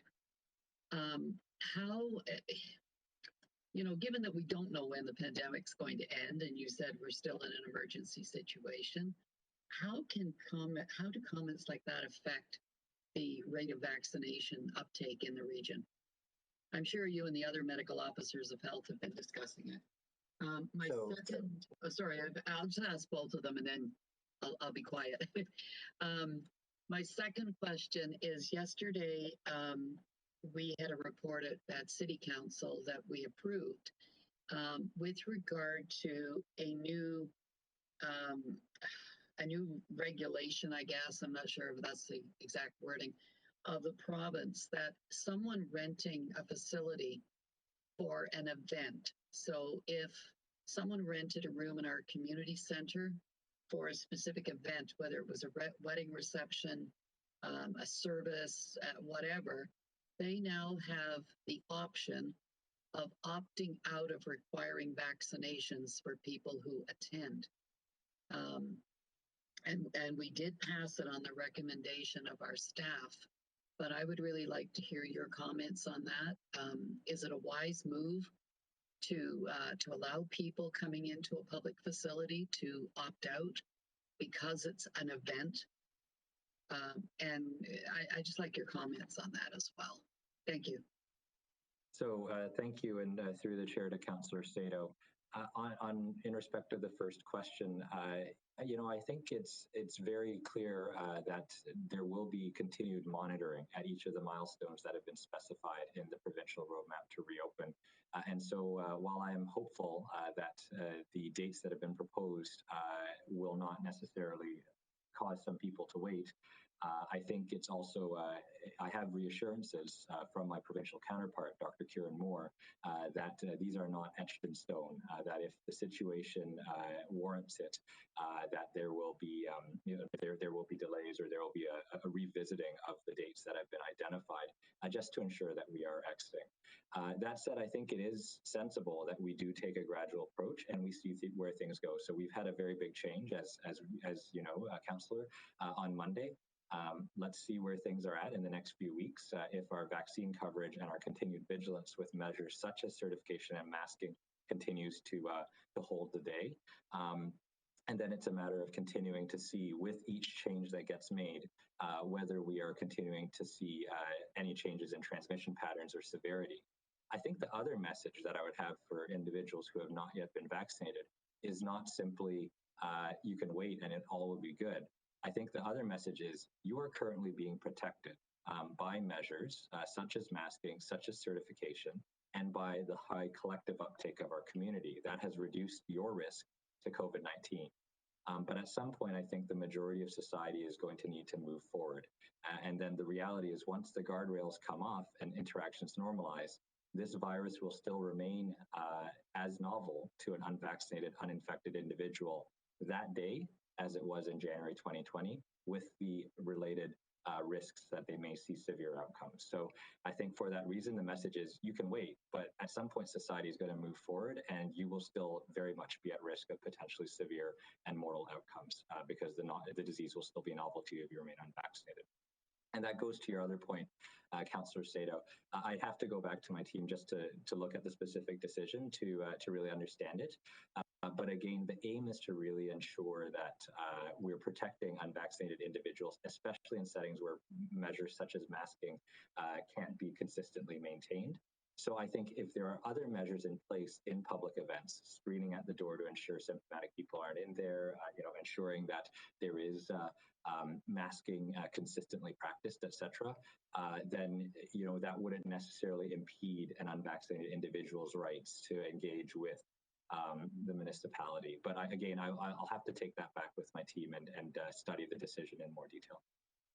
Okay, I would appreciate that, because I want to make sure that if a decision that we made at a council meeting, that we are protecting people. And I don't recall, and I could have misread it, that masking was going to be required in those situations. So perhaps you could look into it, maybe liaise with our staff just to make sure that everything is good. we want to make sure that people going into our buildings are kept safe, and that those going to the event, plus those that are passing through, that may be interacting in the public washrooms, for example. So thank you. Thank you, Mayor Thompson. Thank you, Mr. Chair, and that was the reason why I was holding 8.4, but since with Dr. Lowe, I'm going to ask you the question. Our biggest challenge is, I know by November 1st, municipally, we all are instructors, especially for swimming and other things, trainers and different things, coaches, like to get their second vaccine, we're not going to be able to do it. So it means that we're just going to have to shut facilities down. Is there any way we can get an extension so that they can get that second shot? November 1st, we're going to have a problem next week, and we're going to have to notify a lot of residents that you can't come in until we've got this. Is there any way you can help us out here, especially for swimming instructors, because it's all a part-time basis, right? Yeah, so through the chair to Mayor Thompson, I certainly appreciate the challenges and the difficulties. It is important to note that people over the age of 12 have been able to get vaccinated since May, and the date of November 1st was chosen to align with our colleagues in the City of Toronto and the region of York. So I think any extension on our part would be incredibly difficult, just for consistency across leagues, particularly leagues that may cross municipal boundaries and consistency. So at this point in time, we're not able to offer an extension, but my team would be happy to speak to your team to see what other ways we might be able to support if there are other approaches that could be taken. Because they've got the one shot. It's just a matter of people following up on that second shot is the issue, right? So, yeah, that's why I was just, well, you know, how effective November 1st was, or if we can get another 2 weeks. So that's what I was mainly trying to ask. And that, Mr. Chair, that was the reason why I was holding 8.4 is if there's a change of policy or we had to have a motion. But hearing from Dr. Lowe, I think answers my question. Thank you. Okay, thank you. If there are no other questions, Dr. Lowe, thank you for your presentation. That brings me to item 8.3, held under consent, update on COVID-19 funding for homeless and other vulnerable populations, as held by Councillor Santos. Councillor Santos. Thank you so much, Mr. Chair, and thank you to staff for the update report. I just had a very quick question regarding some of the, well, let me take a step back. During the pandemic, during crisis, it really did force all of us to be innovative and creative in addressing the issues that were hitting many of the most vulnerable in our communities. And out of that, I think this report shows some of those things that really worked. And I think that they didn't just work during the pandemic, but I think they have much longer term impacts in addressing some of the issues. The one example that popped up was the drop-in center at on Nelson Street in downtown Brampton, where there was wraparound services to support those who are homeless or facing mental health and addiction issues. And in fact, just last week, one of the business owners came up to me and asked, actually few, whether or not that Nelson Street drop-in center would remain open because they have seen a significant, as per the report, a significant drop in some of the issues related to loitering, etc. And so I guess my question is as we start to wind down on, because the province is going to start to taper off on their funding, how, I guess, question to staff, because I know we all asked this question when we started addressing these issues, how will we advocate for some of these best practices to be something that the province will fund more for the long term, knowing that many of these solutions have been so effective at dealing with issues that existed before the pandemic?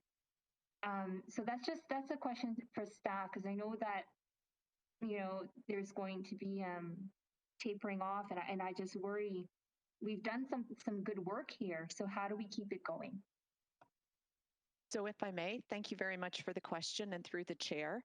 I did just want to start by giving you some assurances that we are putting services and systems in place in order to try to transition gently out of the Nelson Drop-In Center. So for example, we will continue to provide harm reduction services through Peel Public Health. We will continue to help homeless people with our housing support workers as they seek permanent housing. We have other agencies involved, such as St. Leonard's, and probably most relevantly, we are taking the nurse practitioner model that we have used at the Nelson drop-in, and we are extending that, but transitioning it from a place-based system to a mobile system. And so those nurse practitioner services will continue to exist until June, and they will be available at libraries and community centers and other places where we think we can outreach most effectively with the homeless. As terms of your question, we have been advocating in several different ways to both the provincial and the federal government and providing information on our best practices and where we think that we have implemented new programs that should continue because of the outcomes that we're receiving. And we are also working with our GTA partners to ensure that our voice is heard. I know that Aileen Baird, our Director of Housing, is on the call, and if she is available, I'm going to ask her to perhaps jump in and give us a little bit more information about our advocacy efforts. Are you available, Aileen?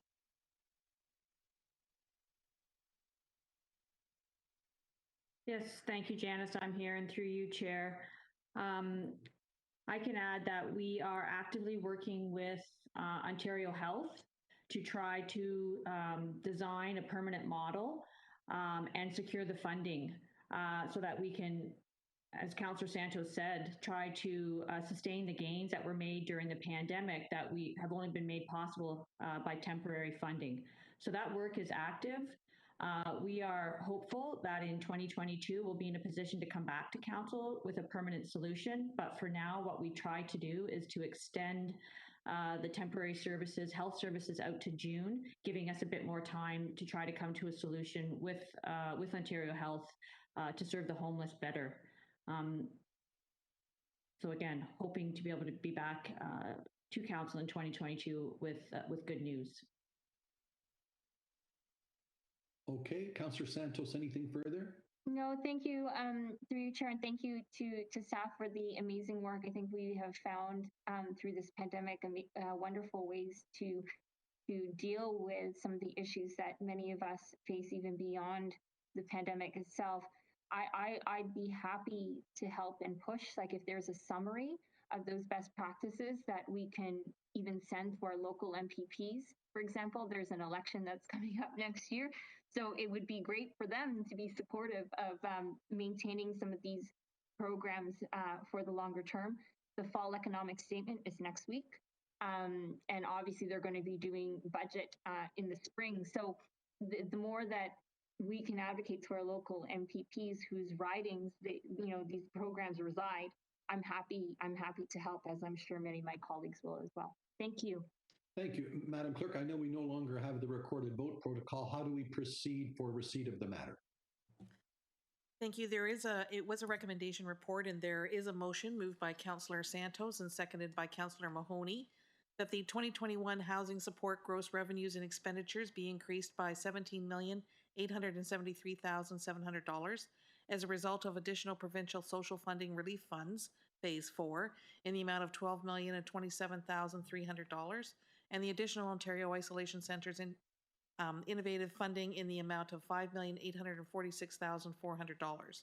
And further, that capital project 215035 be increased in the amount of $5,542,397 as a result of Social Services Relief Funds Phase 4 funding with no net impact. And further, that the 2021 income support gross revenue and expenditures be increased by $154,000 as a result of additional provincial funding under the temporary COVID-19 Isolation Emergency Support Fund. Are there any objections? Seeing none, carries. Thank you. Thank you. And with my apologies, I blew right past 8.2. And of course, we have a presentation on that. Pandemic Response Financial Update. Here for information from Gary Kent, Chief Financial Officer and Commissioner of Corporate Services. Gary. Thank you, Mr. Chair, and good morning, members of Regional Council. It's very humbling just sitting here listening to the very real stories about how people are coping in the community and the important role that the Regional Appeal plays in its services. And, you know, it seems a bit awkward to talk about money when we're talking about people's lives, but you have been talking a lot about funding. So Janice did mention a few weeks ago how disrupted our organisation is due to the focus and pivot to COVID-19 response.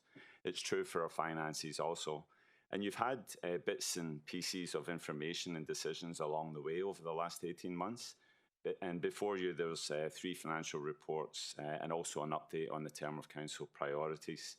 So as we get ready to embark on setting the 2022 budget, today I'm going to just pause briefly and reflect on the last 20 months and how that has impacted the fiscal health of the region and what we can expect going forward. and really try in plain language those reports for you and the community. Next slide, please. So clearly the last 20 months have quite frankly been difficult for residents, businesses, employees, and elected officials. The whole community has been challenged as people look for answers. So a continued huge thanks to staff deployed in the field and also those working remotely, working productively to deliver and support all our services. And of course, a big thanks to the public for all the patience. While COVID-19 remains our first overwhelming priority, other services, especially at the regional level, require our attention. The significant redeployment of regional staff and resources to the pandemic has resulted in the largest disruption of services in the region's history, creating a large backlog of work and financial complexity. Next slide, please. As you know, Council sets a budget each year with scrutiny and a level of precision, driven by their priorities and an awareness of affordability in the community. So this slide maps out some of the key moments in 2020 that really changed that fiscal plan.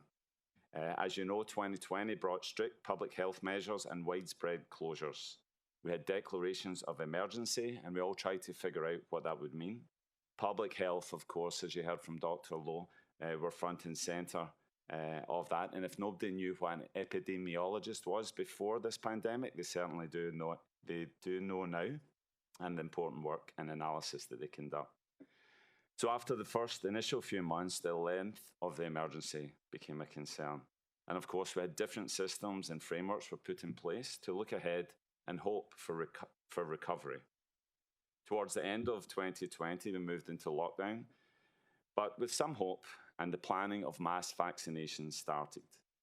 Now, throughout that year, as well as monitoring and advising, our finance team also collaborated with the province and other stakeholders to assess the level of assistance required to keep our community healthy and municipalities fiscally able to be effective. And then they made sure that the agreements and the compliance reports were delivered to receive the funding. Thanks to everyone involved in figuring that out, the finance team and all our colleagues throughout the organisation. Great job. Next slide, please.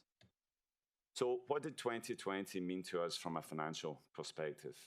As well as recruiting 200 new temporary staff, 350 full-time staff were redeployed, and this introduced a massive disruption, not just to public health services, but throughout the organisation. Of course, there was lots of anxiety and analysis and discussions held about the fiscal impact.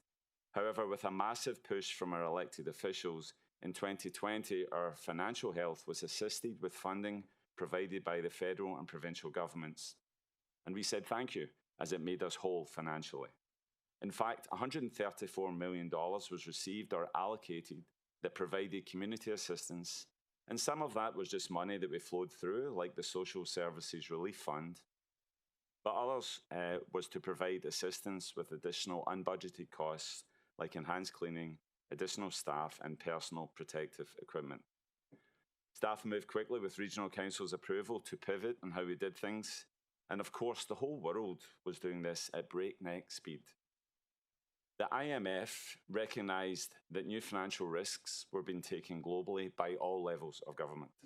And they said, spend what you need, but keep the receipts. So that's what we did. And it's going to be important across the globe that when reports are written and the authors remember the speed and the dedication of everyone involved during that time, and that hindsight is not cruel to them. Next slide, please. So we knew more about our finances as we headed into 2021, or at least we thought we did. Of course, this was another year full of pandemic milestones. Mass vaccination clinics were opened in March, and difficult decisions were made in the year, with new ways to attract those to accept vaccinations being created, such as Doses After Dark and the Vax Van. And we made progress towards those vaccination goals, which Dr. Lowe updated you on today. And of course, employers faced new questions to answer as we pushed for that last mile with vaccination policies. And as we begin to leave the year, yet again, we're in the planning stage for the next phase of vaccinations. Next slide, please. And COVID responses continued. In fact, in 2021, the disruption actually accelerated, with 1,800 temporary staff hired and the number of redeployments from existing staff climbing to 500. I believe we also had around 1,400 volunteers assisting as well. All our services have been disrupted: public health, long-term care, adult day services, waste management, trans help, housing support, community investment. Most corporate services like recruitment, which we paused for 4 months to allow us to focus on COVID, and service excellence and innovation. Every single service sent staff to help in a time of need. And this created a backlog in all areas of work that was just paused or just not done. The next slide, please. The financial impact in 2021 is actually an interesting one.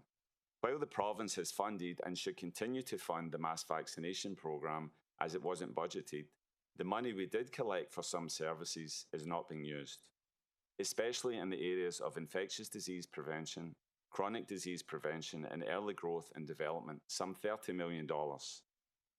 That work will need to be completed at the right time, just like a hospital needs to catch up on its elective surgeries.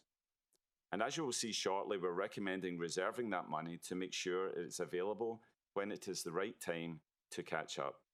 In this way, the property taxpayers get the service that they've already paid for. As we finalise the year end, we will assess if other resources should be reserved and report out accordingly. Next slide, please.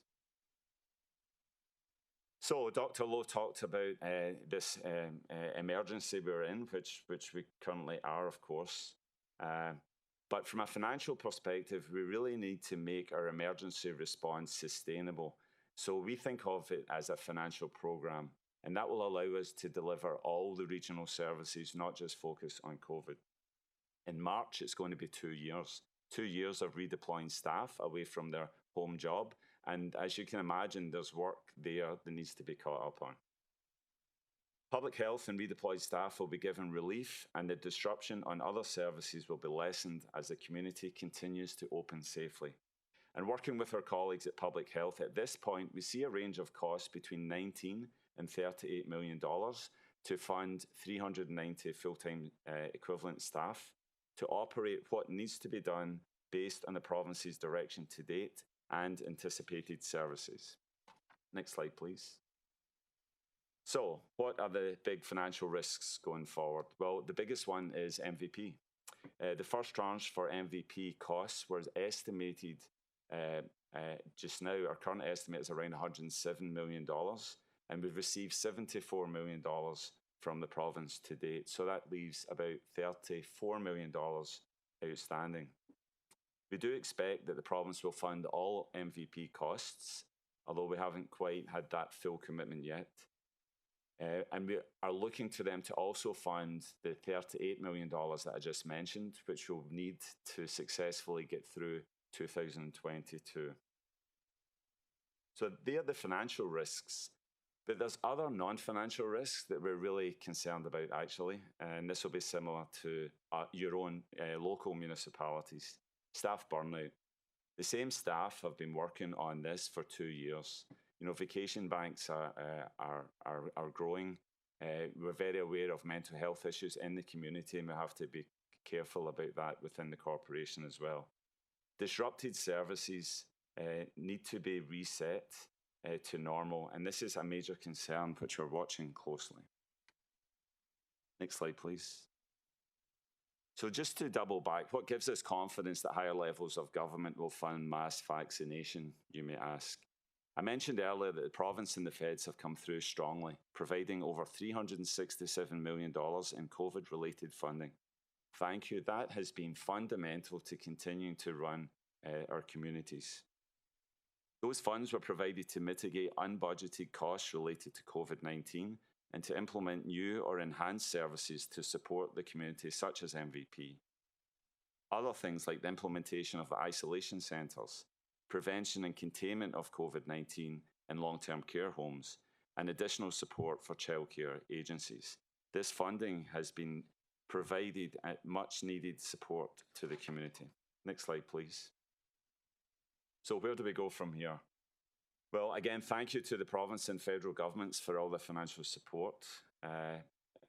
our range of financial exposure next year is between $52 and $118 million, based on what we know just now. And Dr. Lowe laid out several developments in the next, group of activities to try and help cope through the next phase of the pandemic. So our assumption, as I've said a few times, is that the province will fund the vaccination programme in full, regardless of the year, 21 or 22. Where our work is backlogged, we're recommending to reserve those funds for when they can be used for the purposes that the money was collected. The $52 to $118 million, we're going to load that financial risk into our balance sheet and not pass that on to the taxpayer in 2022. And you'll see our budget forecast later in November. Now, you might ask, what if the province doesn't fund? Well, then we'll come back to you. We'll assess future property taxes, or we'll be depleting our reserves where feasible, but there will be associated impacts, of course. Next slide, please.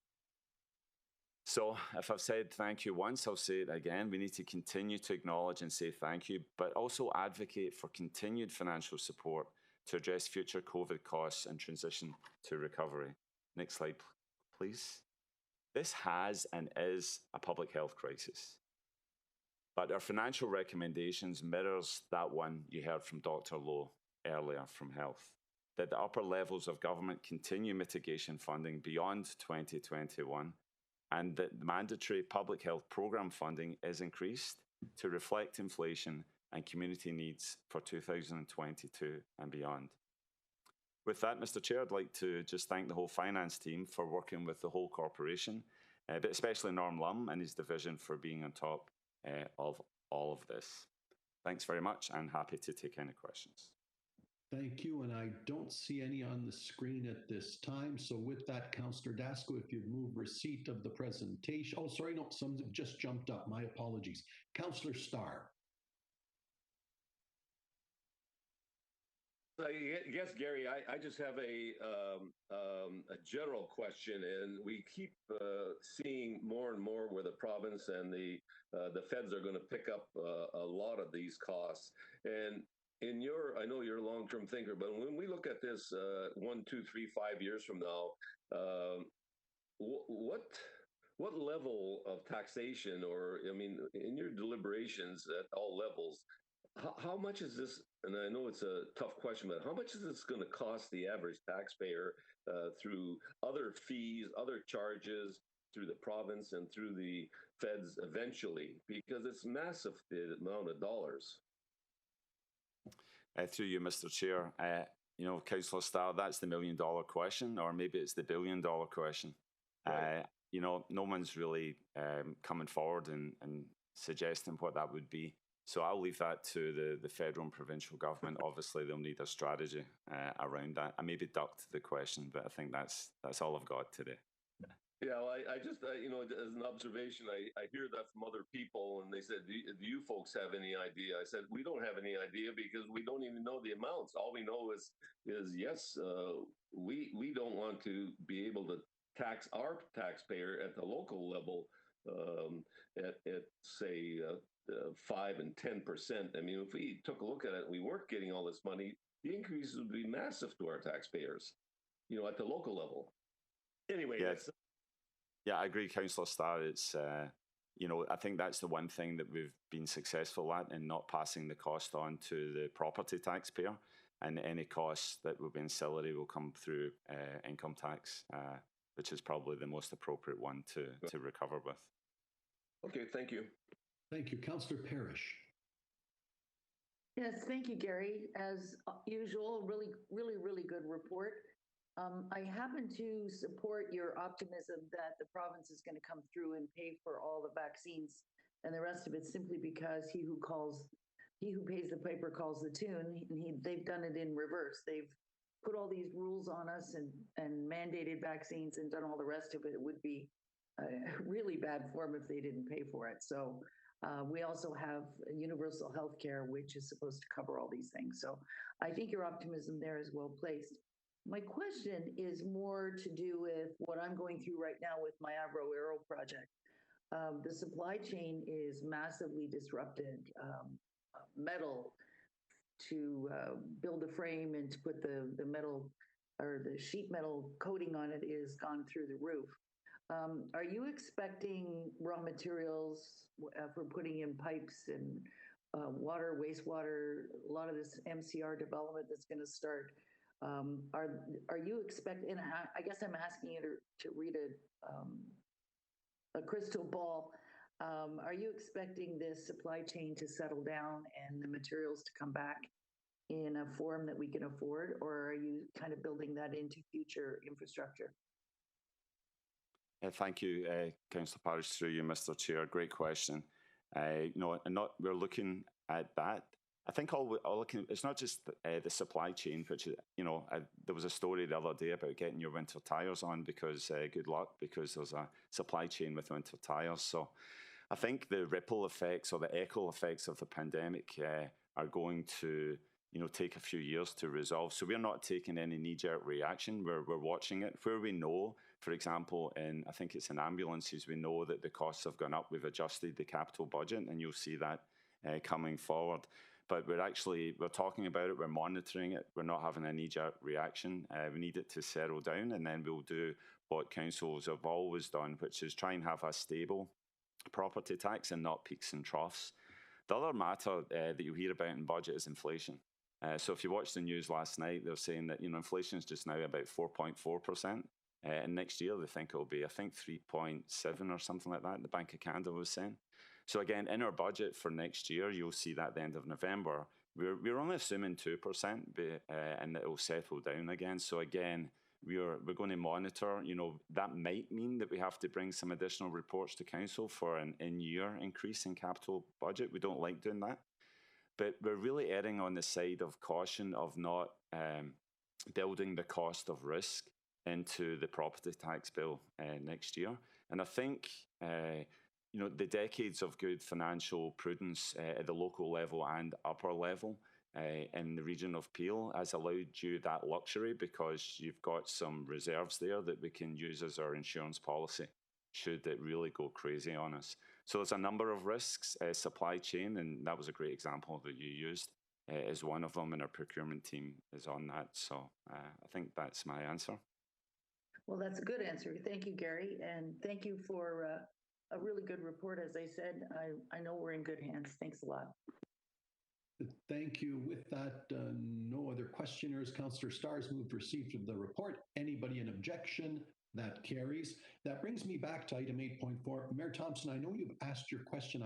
I think you're satisfied. If you have a further question, please go ahead. But otherwise, it is a recommendation report. If you would move the recommendation and the clerk can have a vote, or otherwise, if Alan has moved it, and I don't see his hand going up for any more questions, it has been moved. There is a recommendation. Does anybody object? Hearing none, that carries. Okay, that brings us to staff presentations. Perhaps we'll go with the first one for now. I know we're getting close to the noonday. The first item, 10.1, Senior Services 2020 Annual Report, a presentation by Anne-Marie Case-Volkert, Acting Director, and Dr. Saha, Senior Medical Director, Long-Term Care. Welcome. Good morning, Chair Unica and members of Regional Council. Thank you for having us here today to provide an update on our efforts to support seniors in the Peel community. My name is Anne-Marie Case-Volkert, and I am the Interim Director of Long-Term Care.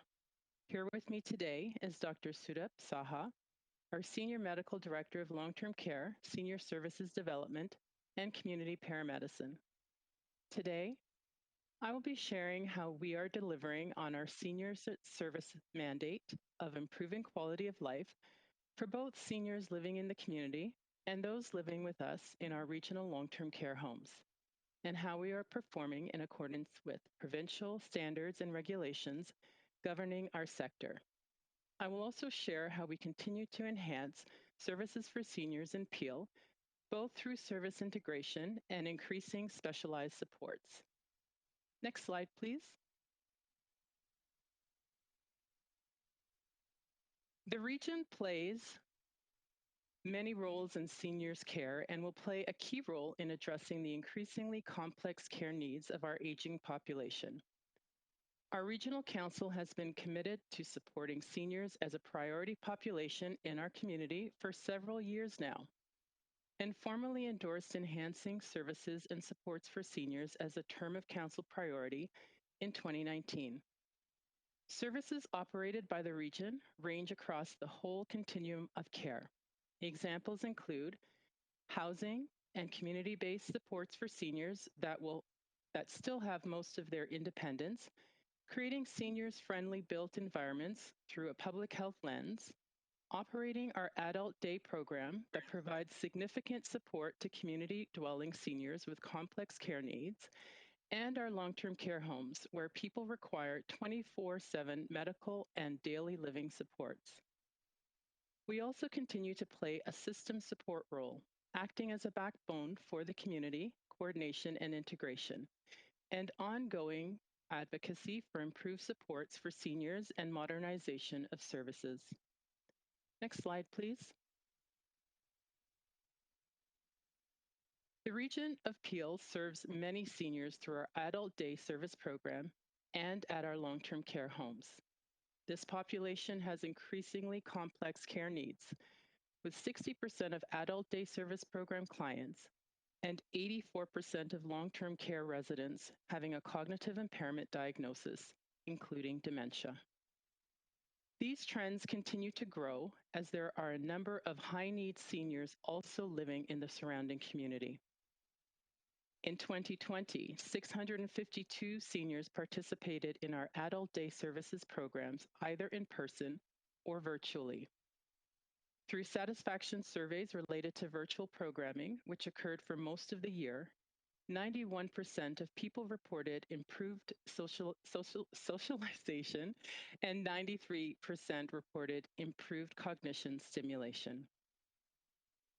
In 2020, 811 people received care across all 5 of the region's long-term care homes.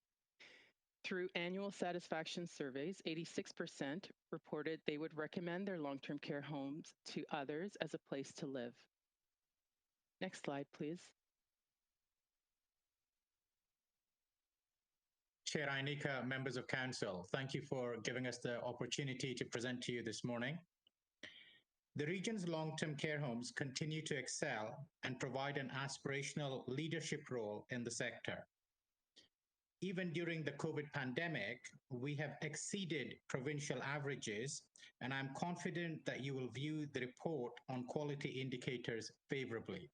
As you can see, our antipsychotic usage, our restraints usage, our falls prevalence, all of them were significantly lower than what the provincial averages are. The ministry conducts unannounced inspections in every long-term care home across the province. In 2020, there were 14 non-compliance inspection findings, including 1 order across our 5 long-term care centres. The order was on the prevention of abuse and neglect and was related to an incident involving missing money. And I understand these issues have now been adequately addressed. Next slide, please.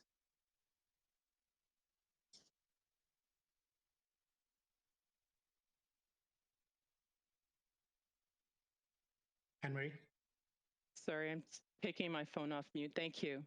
The region of Peel continues to prioritize safeguarding the well-being of people living and working in regional homes during the pandemic, while maintaining a focus on providing high-quality, compassionate, and person-centered care. Our centers continue to take a proactive steps through the pandemic with preparedness assessments in place to mitigate the risks of COVID-19 transmission and to ensure a quick response to contain infections. As of October 2021, the Ministry of Long-Term Care has mandated that all staff, students, and volunteers in long-term care homes to be vaccinated or have a medical exemption. This policy comes into effect on November 15th. Our teams are working on contingency plans to address staffing needs arising from staff who remain unvaccinated. Throughout the 4th wave, the region has remained committed to achieving full vaccination coverage of both staff and residents. This remains our most effective strategy to prevent and mitigate risks of outbreaks in our homes as the pandemic continues. With the implementation of the butterfly model across all of our homes, there was a delay due to the pandemic. Staff throughout the pandemic, continued to use principles of the butterfly model in our homes where the model was already established. We will continue to work with Meaningful Care Matters, formerly Dementia Care Matters, to support further rollout, and will come back to Council with a further update. Next slide, please. I would like to stress that all seniors, not just ones living in our long-term care facilities, deserve the highest quality of care. Providing emotionally congruent supports for seniors living in the community is an emerging area of expertise and interest for the region. From recently published data, we know that 20% of residents in long-term care could be cared for at home with appropriate wraparound supports based in the community. This would free up long-term care beds to be available for those that truly need them. Working in partnership with local Ontario health teams and many local health service providers, our vision is to provide care comparable to that received in a long-term care facility, with the added benefit of seniors remaining in their own homes where they would prefer to live. The Seniors Health and Wellness Village is a central component of this vision, and the Region of Peel has played an integral role in advancing this vision over the last several months. In collaboration with the Central West Ontario Health Team, we successfully launched the High Intensity Supports at a Plus program, which focused on providing true wraparound care for some of our most vulnerable seniors. This work continues as we work to transition this pilot program to focus on individuals in the community living with dementia. And this will be hopefully done through a provincial pilot funding that is provided by the Integrated Virtual Care Project. Further, the Region of Peel recently launched the Community Paramedicine for Long-Term Care program, which will provide support to seniors who are eligible or on the long-term care waitlist. They will also help in facilitating they will facilitate seniors aging successfully at home. Working collaboratively with long-term care and community support services and building from existing services, enhanced programming will play an integral role in supporting vulnerable seniors to stay at home for as long as they're able. Next slide, please. With Council's continued support and leadership, the Region of Peel has become a leader in innovative dementia models and is working towards creating a centre of excellence in dementia care at Peel Manor. As a component of this work, staff have submitted a proposal to the Ministry of Long-Term Care seeking funding and approval for a 29-bed transitional behavioural support unit, which, if funded, will be located in one of the 2 butterfly resident home areas at the new Peel Manor. This specialized unit will aim to stabilize individuals with complex dementia with its associated behaviors that cannot be managed in a regular long-term care facility or in the community. Our innovative model incorporates specialized medical assessment in addition to emotion-based care. We aim to have strong family engagement and target admissions that will enable enhanced system flow and efficiency. Building on Peel's experience with the butterfly model and operating the current specialized unit at Sheridan Villa, the region is well positioned to create a behavioral stabilization unit that will set a new provincial standard for supporting people with advanced dementia. Next slide, please. As we all know, the COVID-19 pandemic has exacerbated existing pressures on the long-term care sector in Ontario and has had a devastating impact on seniors. While this slide is quite busy, it also demonstrates our ongoing and consistent advocacy for enhanced supports for seniors over the last year. Staff continue to advocate for the longer-term sustainable funding and supports that will better enable seniors to age in place and ensure high-quality emotion-based care in long-term care homes and the community. Noted on the slide are several recent advocacy efforts. This includes our council-endorsed submission to Ontario's Long-Term Care COVID-19 Commission, which resulted in significant alignment between the Commission's final report and regional priorities, and the work of the region, including our butterfly model being highlighted as an innovative best practice. This month, the Ministry also confirmed that they will be moving forward with their commitment to increase hours of care per resident in this fiscal year. The recent announcement includes a funding increase for direct care, which includes RN, RPN, and PSWs. It also increases funding for allied health professionals as well. There is also a provision for additional funding to support education and training of staff in long-term care. Regional Homes will conduct an assessment of the funding as we receive the funding letters from the province for all our homes and develop an implementation plan. Most recently, we have also sent a submission to the Ministry of Long-Term Care regarding proposed changes to the Long-Term Care Homes Act, which are anticipated to be released this afternoon. We are recommending some foundational changes to the Act that are needed to support emotion-based care, but have also included content related to flexibility and other enablers like funding. Our submission mirrors our council-endorsed advocacy positions and also aligns with recent submissions and recommendations from Advantage Ontario and AMO. As the province moves forward with long-term care modernization, staff will continue to seek opportunities to influence provincial directions and advance regional advocacy positions.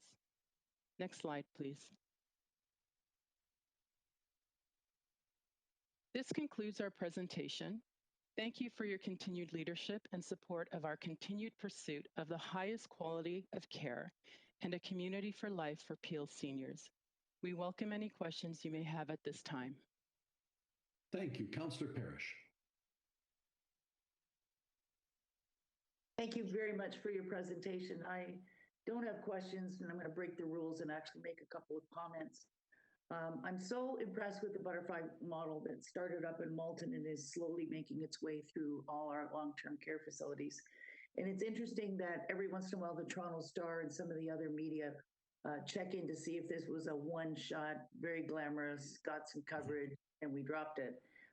They keep checking in and seeing that we're being consistent and we're expanding and we're doing a good job with it.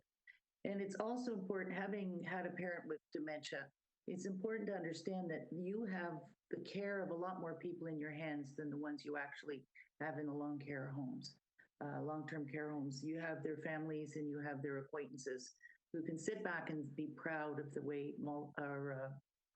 the region of Peel is handling their loved ones. So I just want to thank you.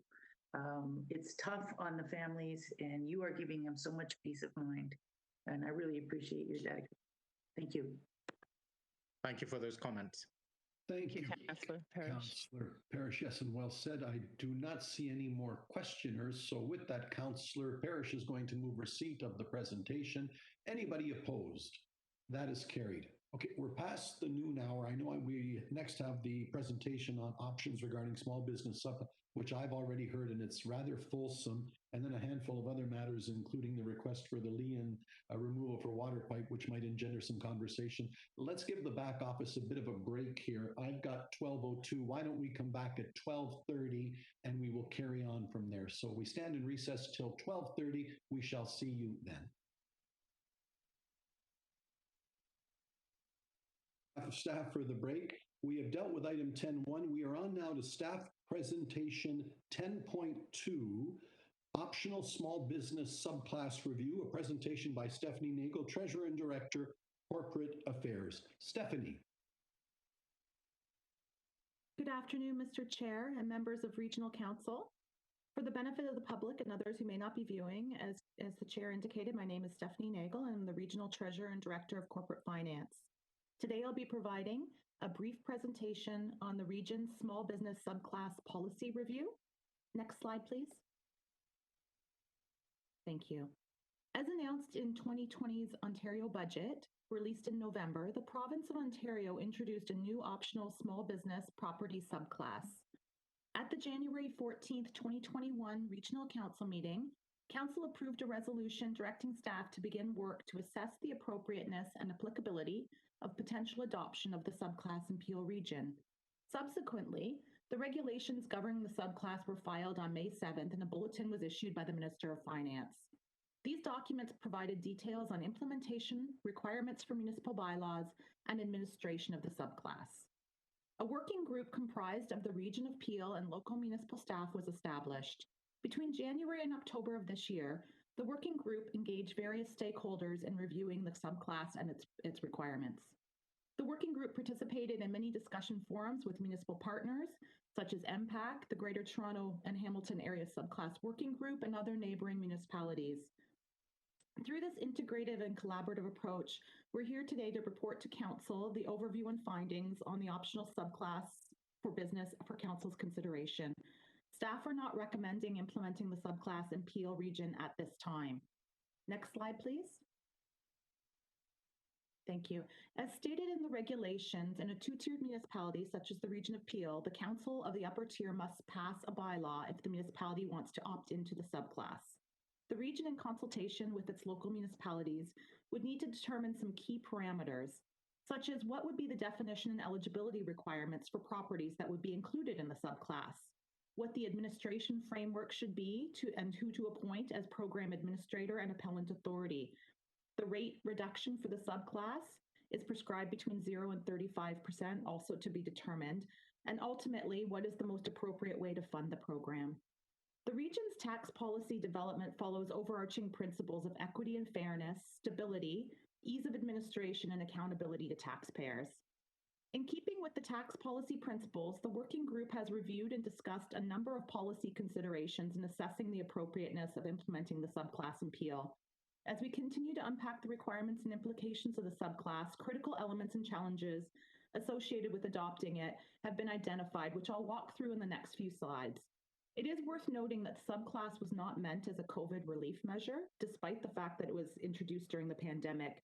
Introduction of the subclass is meant as a longer-term tax policy decision. Next slide, please. The province has left municipalities to determine eligibility criteria for the purpose of providing a small business property tax reduction. Small business is not defined in the legislation as it relates to property taxation. There's a distinct difference between definitions of a small business owner versus a small property owner. To ensure that the subclass effectively provides targeted support to businesses in need, defining small business would require the definition to extend beyond parameters that are available under property tax characteristics.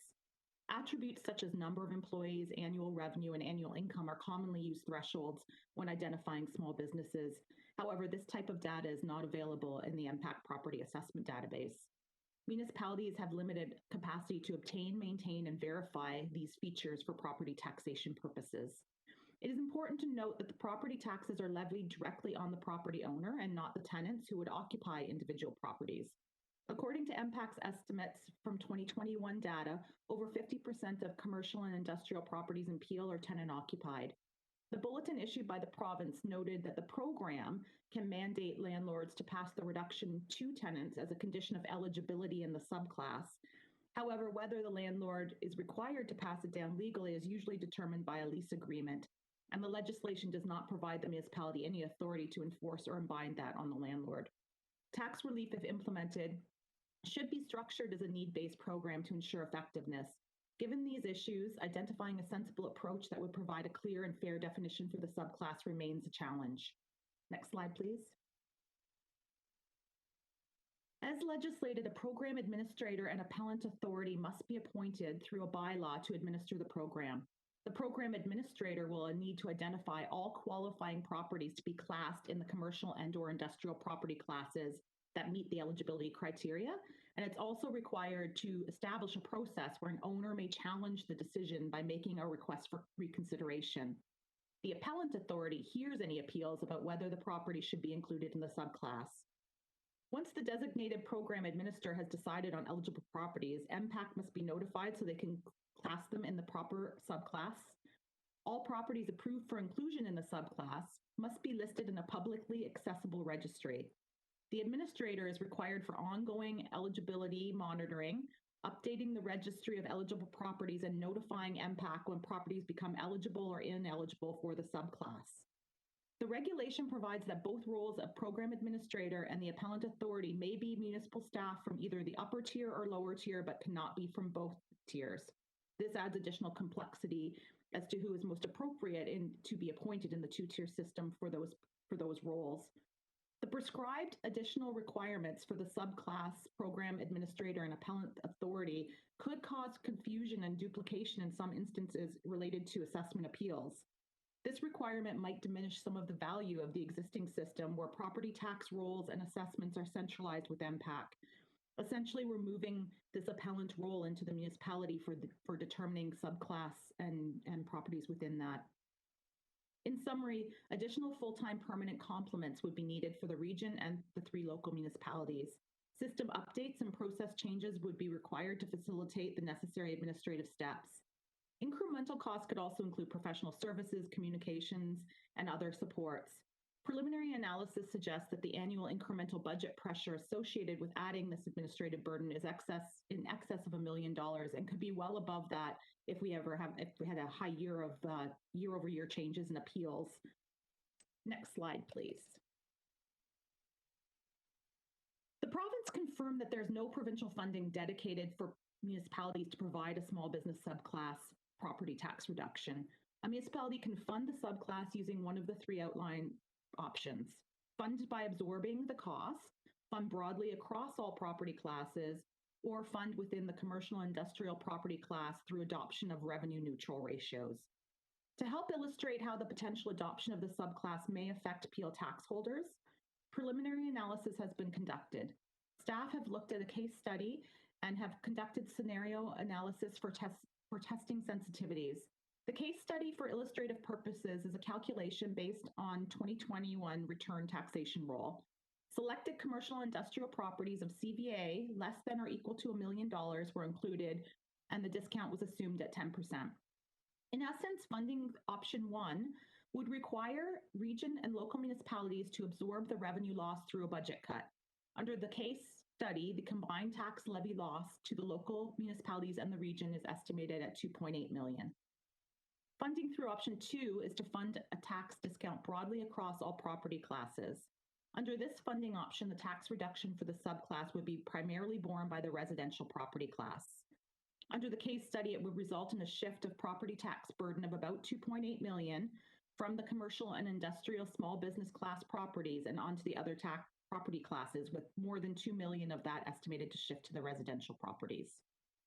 Funding option 3 is to fund within the commercial or industrial property class through adoption of revenue neutral ratios.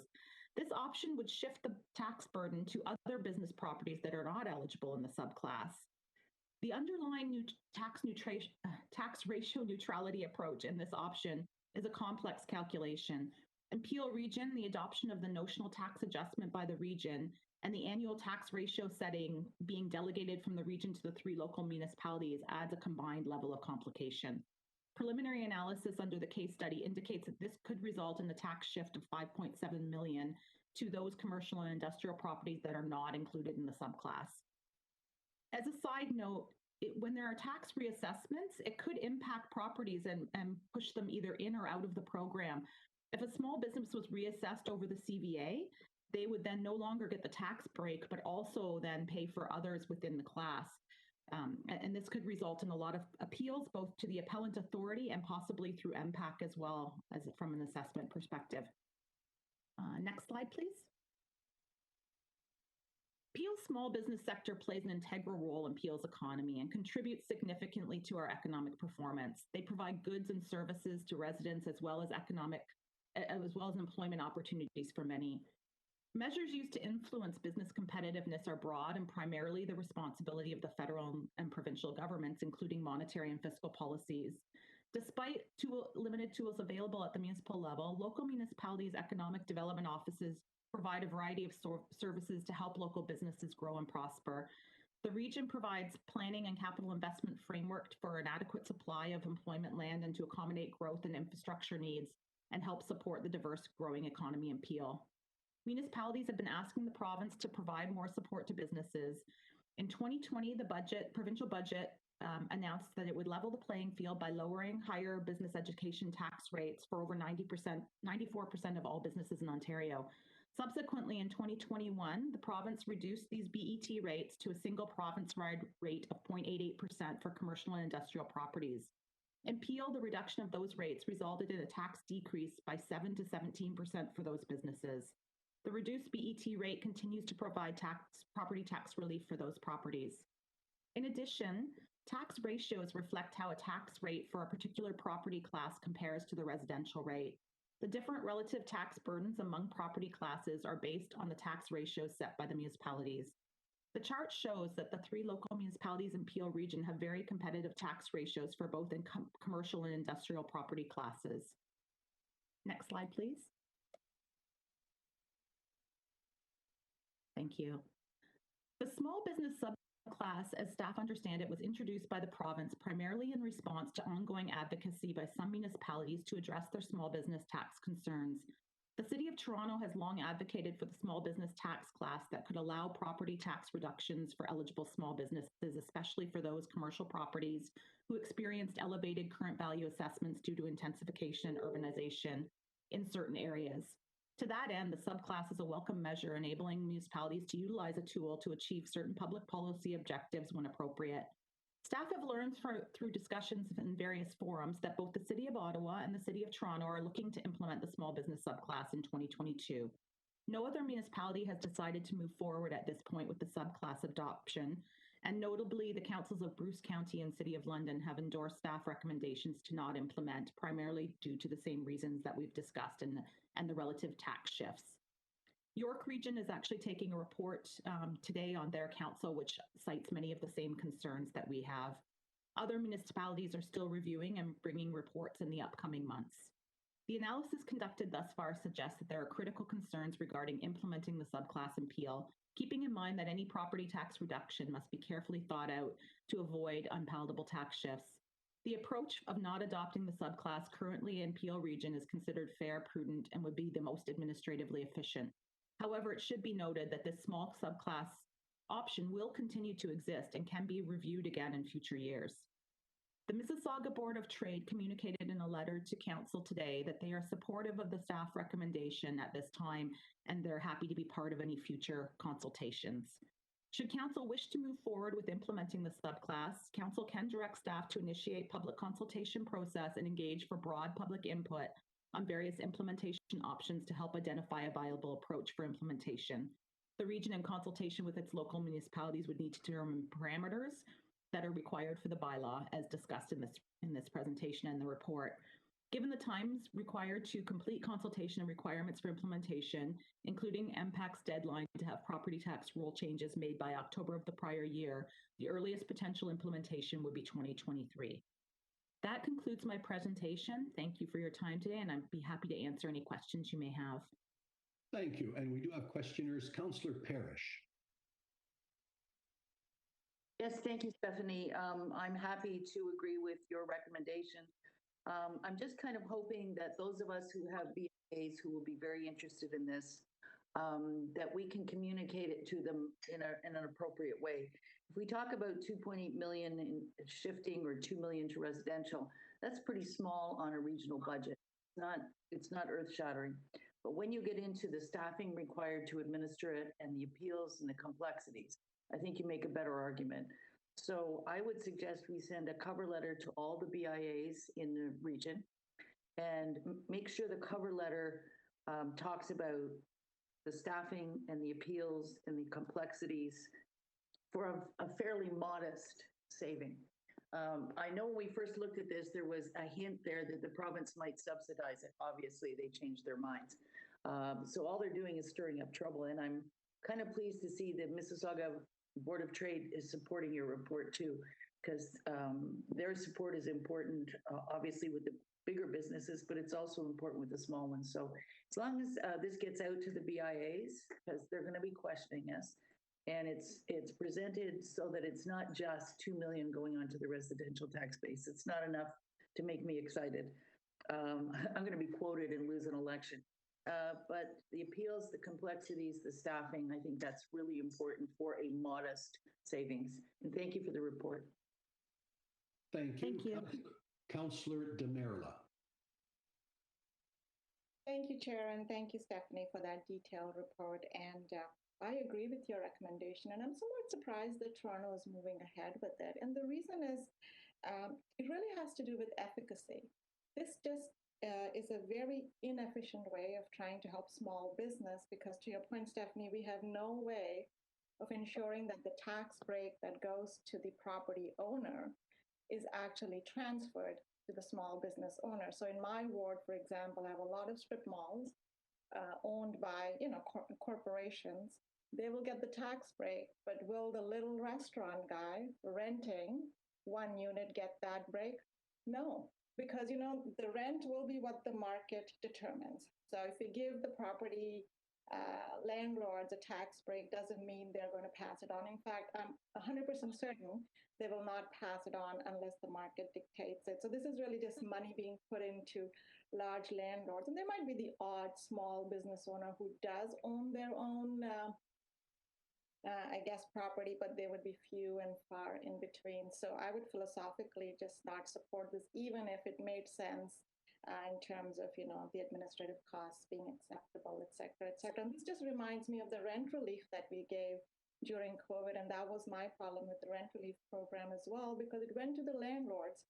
It didn't always go to the small business owners that it was targeted at. So if as a region, we actually want to help small business, let's find a way that the money goes directly into the pockets of the small business owner. Let's not try and direct it by giving one level about that. I wouldn't support that in any circumstance. So I'm glad we're not moving forward with this. And I actually hope Toronto doesn't as well, because all it's going to do is enrich some big landlords at the cost of probably their homeowner tax base. Thank you, Chair. Thank you. Councillor Sato. Yes, thank you, Mr. Chair, and thank you for the presentation and the report. I did raise it yesterday at City Council and asked our staff for their comments as well. And of course, as you know, they are in agreement with not moving forward. They are very valid recommendations that you've brought forward. I think part of my concern when we first heard about this a year ago, I guess, and I had brought the motion to do the study, was the fact that the province was making it sound as if this was a great opportunity for municipalities to help small business. But unfortunately, they didn't give us the funding to do it. And I don't think many of the small businesses who saw this and thought, wow, this is great, our taxes can go down, were aware that the burden would then be transferred to residential, which I don't think is a very popular thing to do. It's really just moving money around and having someone else pay more for a reduction for the small business. In your report, you were very clear that it's hard to define which small business would be eligible. And I think, sorry, that's not somebody here yelling. I think it would be very difficult to manage that. One of the, I'm trying to find my annotation here, sorry, my highlighted thing.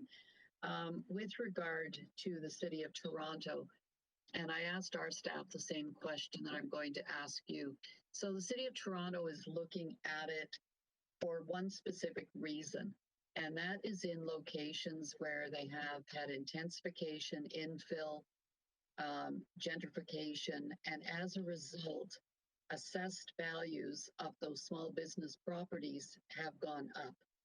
So I think from what I read in the report, they are looking at helping those businesses whose assessed values have increased significantly, because of course we know they would have to go up by a lot before there was a tax impact on it. So, in Mississauga, staff had said there may be a few pockets that might at some point be eligible for that, but we could deal with that on an individual basis. So have you looked regionally across all of the municipalities to determine, do we have more pockets that would be in that situation? Yeah, thank you, Councillor Sato. So we did have that same question. We posed it actually with the local staff at all three municipalities to discuss, and similar to your comments, what we got back were there weren't huge concerns that we have a lot of pockets or the same type of impact that Toronto had. And so in terms of that, I don't believe, from our understanding and discussions, we don't believe that there is that same reasoning that Toronto had at this point. And the locals also had told us the same sort of pieces, that there are other ways that they can deal with that as well in terms of ratios and things like that. The one other point I'd make about City of Toronto is that they actually operate under a graduated tax system as well. So they have multiple rates across, and they're actually replacing that old system. And this actually makes it administratively easier for them to have one rate for those properties. So they do have a couple of different pieces, but that they had some advocacy around those two pieces. Okay, yeah, and I knew City of Toronto was different, mainly because of the reason they wanted to do this was a reason that we currently do not have. So I think the recommendation makes sense, and our staff assured us yesterday that it's not like we're opting out and can't ever opt back in.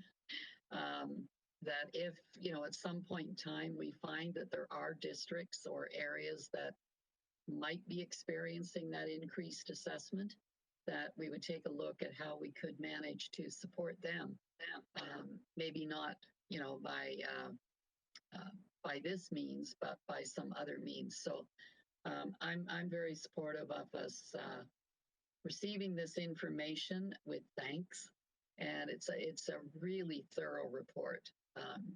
You and your staff and the municipal staff did a really great job on this, and I think we have looked at it left, right, and center, and I think are coming to a really good, reasonable conclusion. So thank you. Thank you. Thank you, Councillor Raz. Thank you very much, Mr. Chair, and thank you to Stephanie for the presentation and to all the staff who worked on this report. It was very thorough, as some of the other councillors had said. I guess the challenge with being a municipal politician, we know our councils are nimble, we can act quickly, and we want to do the right thing for both our residents and our businesses. And in this case, I think our intentions were absolutely pure. We just can't come to a point where we're going to achieve what we want to achieve with respect to helping those businesses that need it the most.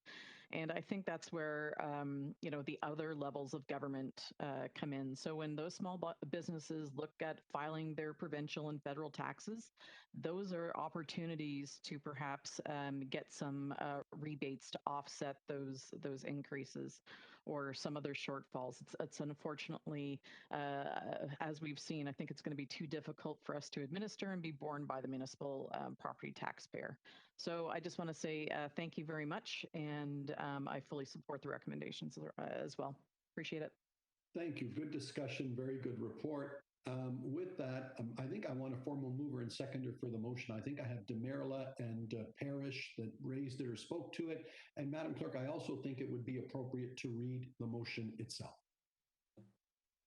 Thank you. We have a motion moved by Councillor DeMerla, seconded by Councillor Parrish, that the proposed direction described in the report of the Chief Financial Officer and Commissioner of Corporate Services listed on the October 28, 2021 Regional Council agenda titled Optional Small Business Subclass Review be endorsed. Are there any objections? Seeing none, it carries. Thank you. Well done. Moving on, items related to public works. Councillor Raz, you asked us to hold 11.2, update on the implementation of Ontario Regulation 40619, on-site and excess soil management. Councillor Raz. Thank you, Mr. Chair. I did read it, and I think I misread it the first time, so I think I answered my own question. I was just a little bit worried about the Capstone property in particular, because we know that this is part of the Credit Valley Trail, and I was just worried about some of those, the possibility for excess soil at that site, but it does make sense in the context of the new regulations and the ability to use that soil to make it one of the key features in the Credit Valley System trail. So I don't have any more questions. I answered them myself while I was reading through the thorough report from staff. So I appreciate that. I'll move it, Mr. Chair. Thank you. I need a seconder, Councillor Sado. Madam Clerk, anybody opposed? Seeing none, that carries. We're on to item 11.6, update regarding the request for removal of liens due to a water pipe on a property in Brampton. Councillor Fortini. Thank you, Mr. Chair, and thank you to all members of council. I did have a discussion with Anthony, and I think maybe he could give us a little update, and I'll just move it. I'm okay with the report. Anthony. If I may, Mr. Chair. Oh, sorry, Commissioner Dedman. That's okay. Just to update Regional Council following up the conversation that with the delegate on October 14th, city staff have met with City of Brampton staff. We reviewed the application. They have confirmed that it was not circulated to the region for comment, and in the meantime, that process has now been corrected, so they will ensure that we are circulated prior to site plans and building permits going forward. As well, a technical review was undertaken, and staff determined that there's little risk of water pressure issues at this site within the short term, and further in the longer term, within the next 15 years, it's expected that the pipe itself and this service connection would be replaced anyway as part of our state of good repair program that we have underway. So based on one other point on that as well is that the City of Brampton has agreed to cost share should the service connection need to be replaced within that time frame before the region goes in and does the replacement.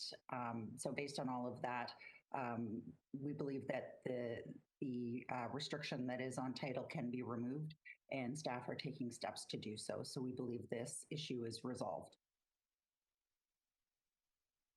Thank you so much, and that's about it. I guess I'm happy with it. Thank you to staff.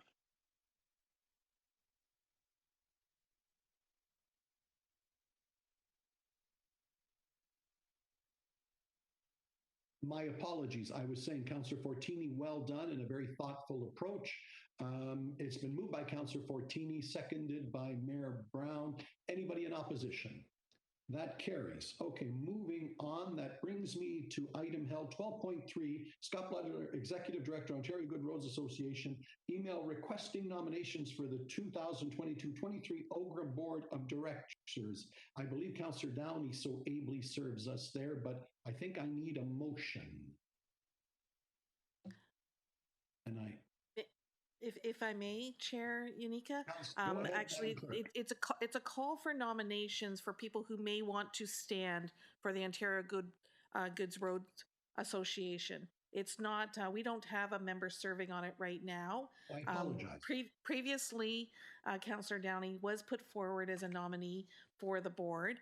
And before that, Councillor Starr had previously been put forward for nominees for the board as well. So this is just a call for anyone who may want to be nominated to the board, and then they will go through a process at the Ontario Goods Road Board of Directors to determine if they'll be elected to their board. Very good. Councillor Downey's on my list.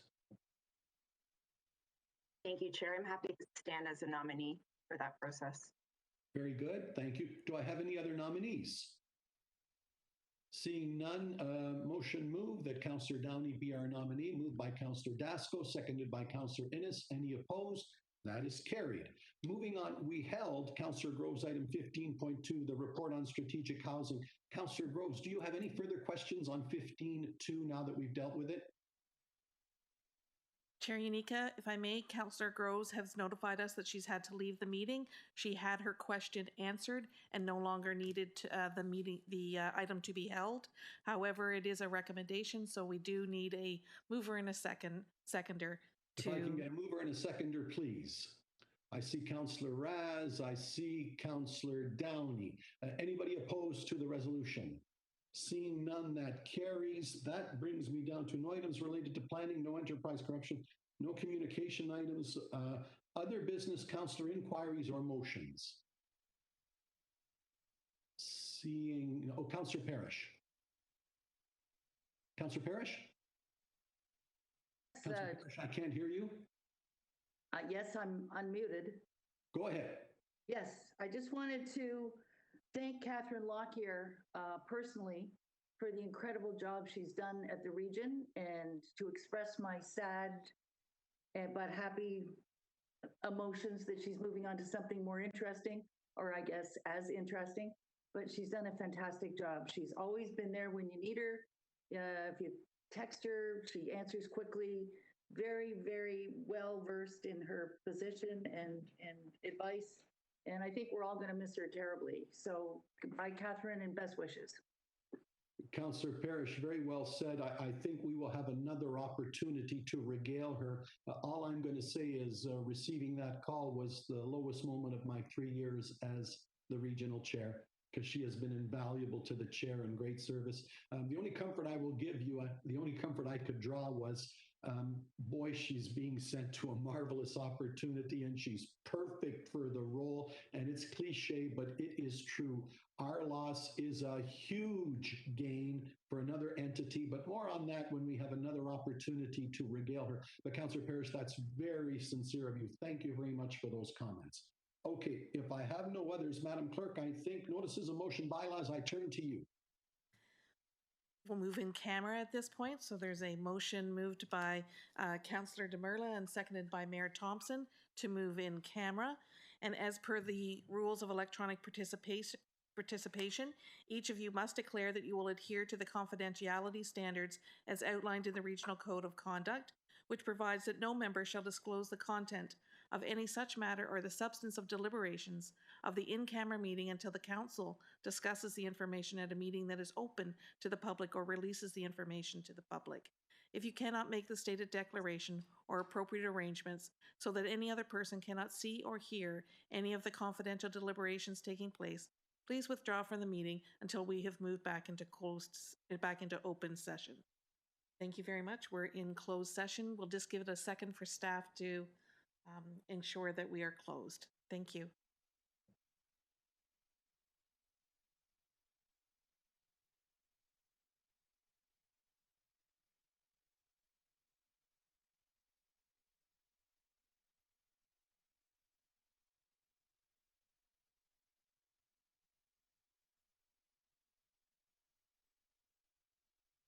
And we are back in public, and the motion moved by Mayor Thompson and seconded by Councillor Parrish that the oral update listed as item 24.4 on the October 28, 2021 Regional Council agenda be received. Are there any objections? Seeing none, that carries. Thank you. Madam Clerk, again over to you. The related in-camera matters you've dealt with. Bylaw to confirm the proceedings and then adjournment. Madam Clerk. A motion moved by Councillor Raz and seconded by Councillor Dasco that bylaw 57-2021 to confirm the proceedings of Regional Council at its meeting held on October 28, 2021, and to authorize the execution of documents in accordance with the Region of Peel bylaws relating thereto, be given the required number of readings, taken as read, signed by the Regional Chair and the Regional Clerk, and the corporate seal be affixed thereto. Any objections? Seeing none, it carries. And at this time, I call upon Councillor Innes and Mayor Thompson to move adjournment on a red letter day for Caledon for having stepped up and made this possible, because without your concurrence, we wouldn't have settled on this site. There is our motion to adjourn. Any opposed? That is carried. Thank you all very, very much.